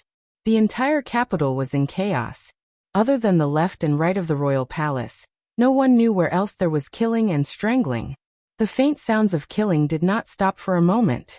The second prince furrowed his brows and stared in a daze at the blurry scene on the palace walls. Lowering his voice, he said, "They won't be able to hold it. It's just a matter of how long they can last.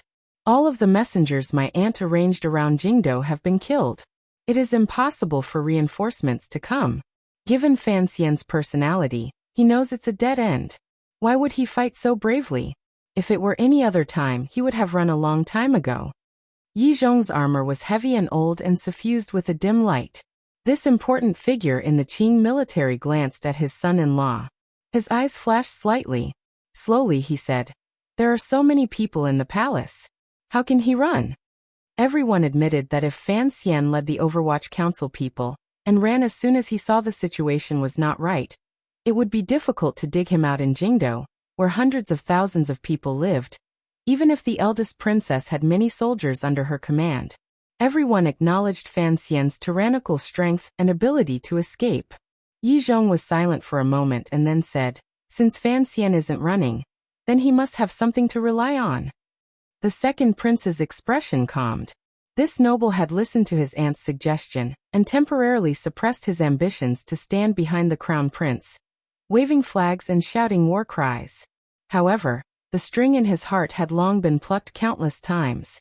However, the situation was not set in stone. He would not do anything too crazy. Particularly compared to the crown prince, he was more afraid of Fan Xian's existence.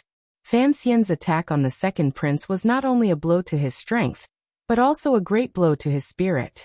The second prince took a deep breath and said, "Fan Xian will always pull out his trump card at unexpected times. I have never underestimated him." Yi Zhong suddenly coldly cut him off. "However, we can no longer preserve our strength. The great prince is leading thousands of imperial soldiers to defend the royal palace to the death. He also has the Overwatch Council's secret support. His strength is much more tyrannical than we originally thought. As for Taiping District, if we don't go all out to attack, I'm afraid there will be variables if we drag on." The second prince slowly lowered his head and thought about something in his heart. This time, the Qin and Yi families had formed a rebel army to surround the palace. Nominally, they both supported the crown prince's succession. Everyone knew, at least for now, that the Dingzhou Yi family belonged to the second prince. Thus, in the numerous attacks since the morning, the Yi family had not used their full strength. In the direction of Taiping Square, they were particularly careful because they were worried that they would lose too much of their strength. It was precisely because of this that the rebel army's attacks were not continuous. And all of this was something that the second prince had tacitly agreed to. Yi Zhong glanced at his son-in-law and said in a deep voice, "I trust that Fan Xian has already seen this. I think he will immediately use this to drive a wedge between you and the crown prince. At this juncture, please put aside your past thoughts and first help the crown prince enter the palace." The second prince took a deep breath. A warm smile rose to his face as he nodded. "Father-in-law is right. We cannot give Fan Xian any opportunity to use. If the crown prince and I continue to be suspicious of each other, it will only make the 3 brothers in the palace happy." He turned his head to glance at Yi Zhong and solemnly said, Have the Crown Prince and Old Qin Master attack without worry. I'll go to the central camp and ask for the Crown Prince's instructions. Yi Zhong furrowed his brows slightly. He knew that the second prince was going to use him as a hostage, and use his safety to ensure the unity and will of the tens of thousands of rebel soldiers. He was not going to give Fan Xian any opportunity to use them. It's too dangerous. The commander of the Dingzhou army slowly closed his eyes. As the deputy general, I should go to the central camp to give orders. I'll just take a few trusted soldiers there. The Dingzhou army will be handed over to Your Highness to deal with. As for all matters regarding the attack on the city, the central camp will send out military orders. There won't be a situation where it is difficult to deliver military orders. The second prince paused. A moment later he was moved and said with concern, "Father-in-law, be careful."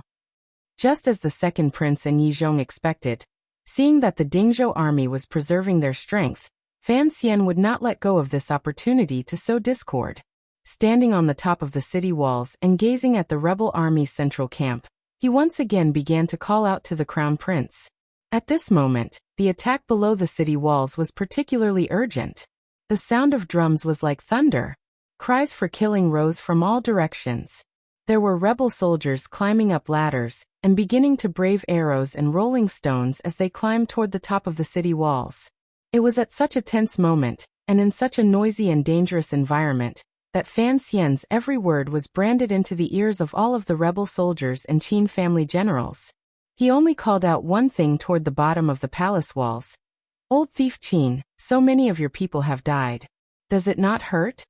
There was not a single word that mentioned the Yi family or the Dingzhou army.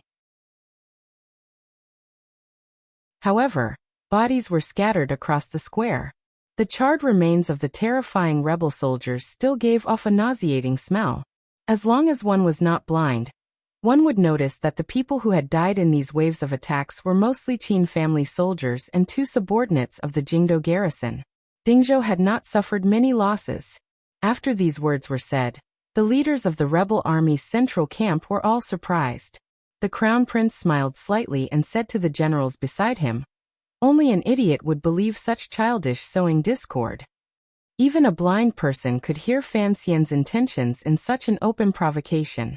Only an idiot would foolishly fall for his trap and begin to suspect each other's intentions. Although the Crown Prince and Second Prince had once fought to the death in court, after experiencing the Dong Mountain incident, and under the eldest princess' gentle and powerful suppression, they had no choice but to work closely together. The two Li princes were not idiots. They knew that they had to maintain a semblance of unity and cooperation. However, no matter how simple a plan was, when it was turned into direct words and landed in everyone's ears, it would have some effect on people's emotions, particularly the generals of the Qin family. Although they knew what Fan Xian wanted to achieve, they still couldn't help but feel a glimmer of anger. Since the beginning of the attack, it had always been the Qin family fighting the main force. The Dingzhou army had basically stood to the side and watched coldly. How could the Qin generals feel comfortable? After taking the flag and returning, Gong Dian, who had been standing 2 riders away from the Crown Prince, began to have an unnatural expression. It was as if he felt a glimmer of shame. Everyone had seen the Dingzhou army's behavior, and knew that Yi Zhong and the Second Prince were certainly planning something in their hearts. Although it would not have much of an impact on the major event, the Qin family would certainly be furious. The Crown Prince glanced warmly at Gong Dian and said, "Fan Xian knows that he has already entered a dead end, which is why he would do such senseless actions. As the saying goes, one should not be surprised by strange things. There are only so many people in the palace. I will use the army to suppress them. As long as we do not fall into chaos ourselves, the major event will eventually succeed.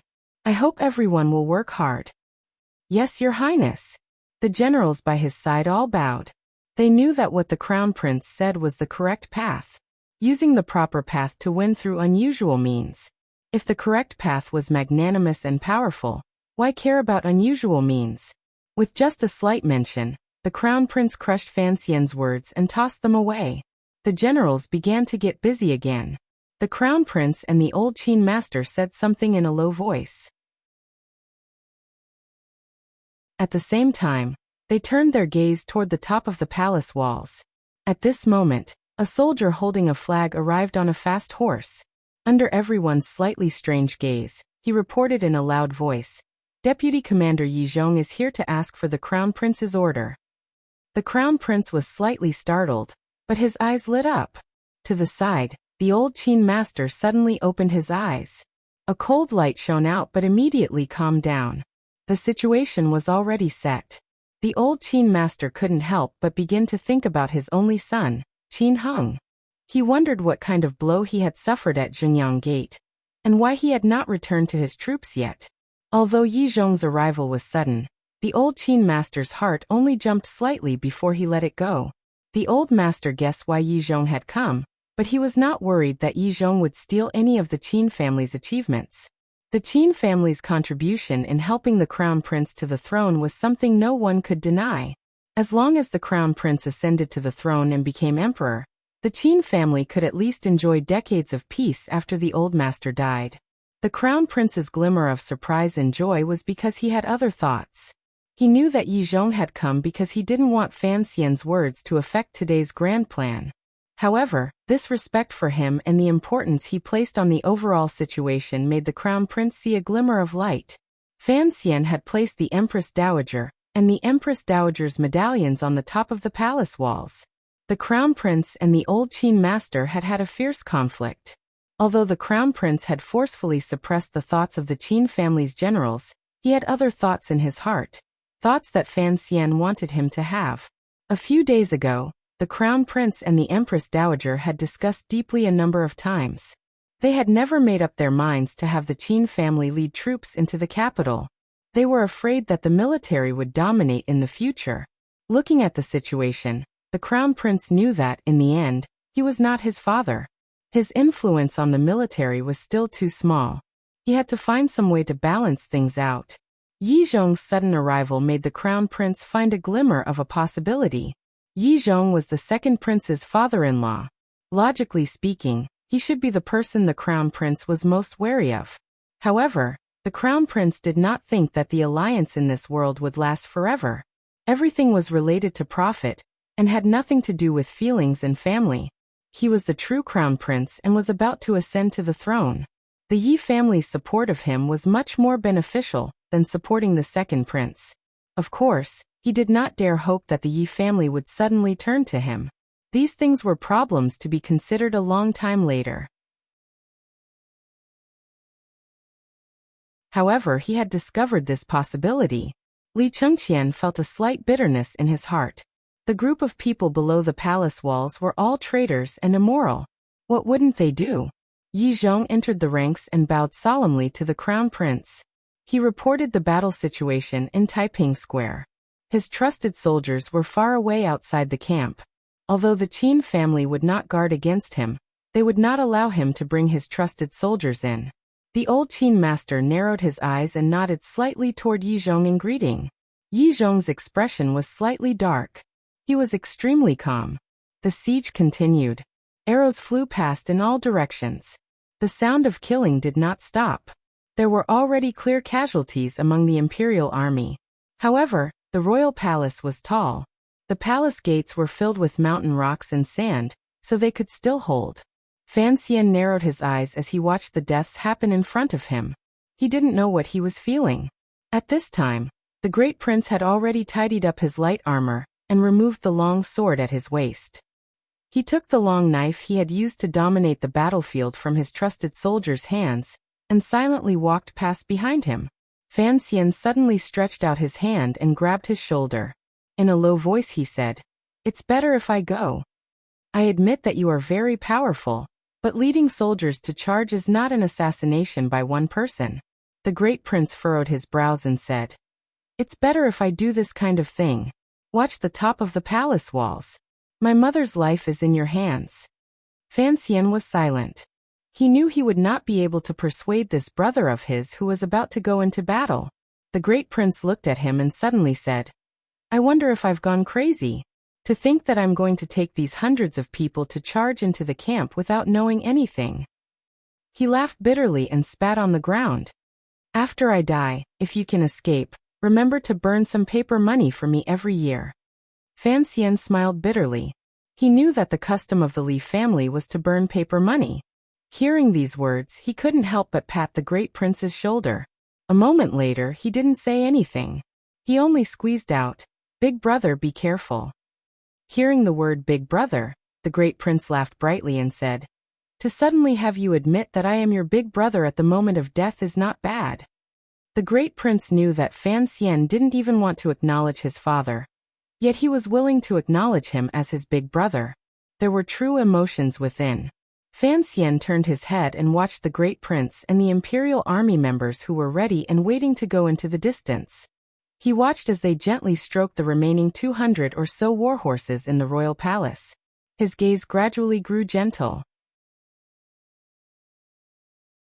He knew that if he lost this gamble, he might have a chance to turn things around.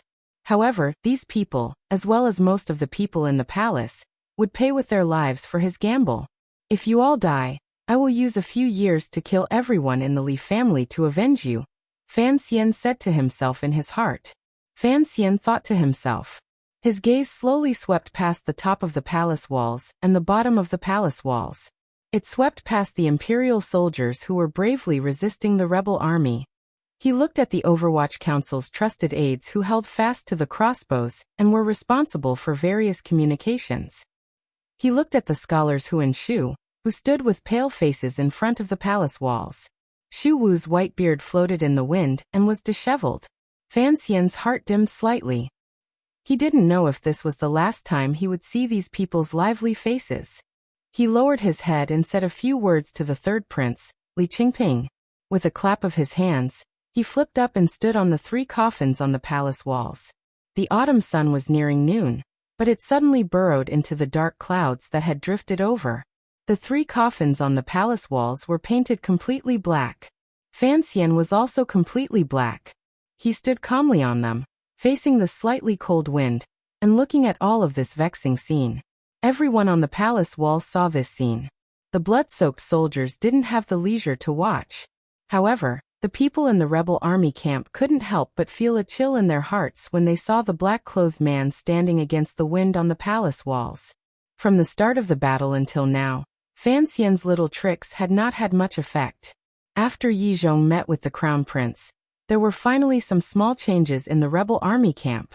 The entire rebel army camp began to slowly and methodically change formations. The Dingzhou army had to replace the old Qin family and take on a portion of the responsibility of the traitors. This was the scene Fan Xian wanted to see. He watched all of this and found that although the Qing army was well trained, the Yi and Qin families rarely cooperated. When they changed formations, a few gaps finally appeared on the battle lines. The Dingzhou army was still far from moving into position. The Qin family still occupied the center. It was only the spiderweb-like alleys on the upper left that revealed their openings. Fan Xian did not have much military training, but he knew that he could not use those gaps. He could only silently pray in his heart that the good luck that had accompanied him for 20 years would shine brightly at this moment. It was as if heaven had its own will in the dark, and the will of heaven had heard the prayer in Fan Xian's heart. Just as the rebel army's formation change was slightly chaotic, the urgent sound of horse hooves filled with murderous intent finally came from the long street near the gap. Fan Xian's spirit rose. Focusing his gaze became very cold. It was not reinforcements. It was Qin Heng. After experiencing the cruel attack at Zhengyang Gate, Qin Heng, who had personally experienced the Nanjiao War and was a general behind a family of generals, finally relied on his powerful 5,000 riders to break through the combined attack of the Overwatch Council and Imperial Army riders. After a delay of 2 hours, he finally arrived at the royal palace. In an instant, it could be seen that Qin Heng's subordinates had already charged to the end of the street. It could be seen that the riders were covered in blood and wounds. Of the 5,000 riders, only 3,000 remained. One could imagine how tragic the attack at Zhengyang Gate had been. The tip of Fan Xian's heart ached like it had been pierced by a needle. He knew that his most loyal Overwatch Council subordinates had probably suffered heavy losses at Zhengyang Gate. No one knew how many had died or been injured. As for the group of Imperial Army the Great Prince had sent out, Presumably, they had been completely wiped out. A bitter taste of blood rolled between his lips and tongue. After 2 coughs, Fan Xian stared with blood-red eyes. He knew that while the tyrannical ephedra pill had forcefully raised his realm, it had also deeply injured his heart meridians. He only stared at the opening and watched as the group of riders led by Qin Heng appeared in front of everyone's eyes through smoke and blood. Do it. He covered his bleeding lips and spoke indistinctly. Although the order was unclear and his voice was very low, the member of the Qinian unit, who had been waiting by his side the entire time, did not hesitate at all. He raised his right arm and pulled with all his might. The signal arrow in his hand shot into the sky. In the dark and gloomy sky, it exploded into a beautiful firework. From last night until now, it was the second firework in Jingdo. The moment the signal went out, waves of strange sounds rang out from the private residences behind the square in front of the royal palace, attracting the attention of many people. In the middle of the 3 streets to the front and left, a rush of horse hooves suddenly rang out. Qin Heng's riders had already arrived, so where did the sound of horse hooves come from? Who were these determined and hurried riders, who were even faster and more murderous than the Qin family's blood-soaked riders? Like 2 gusts of wind destined to meet, the riders charging toward the square along the 2 roads at the same time finally met at the intersection of the 2 streets and collided violently and suddenly. There were not many riders hidden in the dark, but they carried with them an aura different from that of normal Qing soldiers. Not only was there a murderous aura, but there was also a sense of the cold underworld. Their entire bodies were covered in black armor. It was as if not even a glimmer of light would be reflected. It was as black as ink. The Overwatch Council's Black Knights were rumored to be the riders with the greatest killing power in the Qing kingdom. However, not many people had seen their method of battle, or their great strength. Within the Qing military, many people expressed a disdainful attitude toward the Black Knights. They thought that Chen Pingping, that old dog, could not train iron-blooded riders. Today, this mysterious Black Knight troop finally collided with the elite riders of the Qing kingdom. Furthermore, they used blood-like facts to tell everyone that in terms of the quality of riders, the Black Knights would always be the most valiant. The sudden appearance of the Black Knights was outside of everyone's expectations. A glimmer of excitement flashed through the old Qin master's eyes. At the first moment, he discovered the problem. A cold light flashed through his eyes again. No one knew how Fan Xian had hidden this group of riders among the private residences behind the rebel soldiers. No one knew how this all-black group of dark riders managed to do it without making a single sound. Qin Heng led the riders and sped past the intersection of the street. He then saw the black, heart-palpitating figures of riders charging toward him from the other side of the road. There were too few people in this group of Black Knights, only 200. If the Great Prince was still on top of the palace walls, he would certainly guess that this was the group Fan Xian had sent out of the palace last night. It was the group led by the deputy commander of the Black Knights, Jing Ge, who had disappeared without a trace for a long time.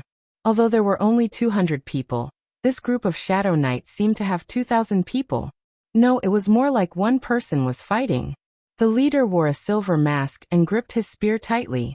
He was like the sharpest point on the edge of a blade, charging at the forefront at an incredible speed. The 200 riders behind him were like a sharp blade and solid blade behind a dagger. They maintained a tight formation and used excellent riding skills to support themselves. They followed closely behind the silver-masked Jing Ge and stabbed viciously into the front of Qin Heng's 2,000 riders. Only the Black Knights would have such determination and daring to fight with 200 against 2,000. Decades ago, the predecessors of the Black Knights had once, under Chen Pingping's lead, launched a surprise attack 3,000 li north and deep into the Wei Kingdom.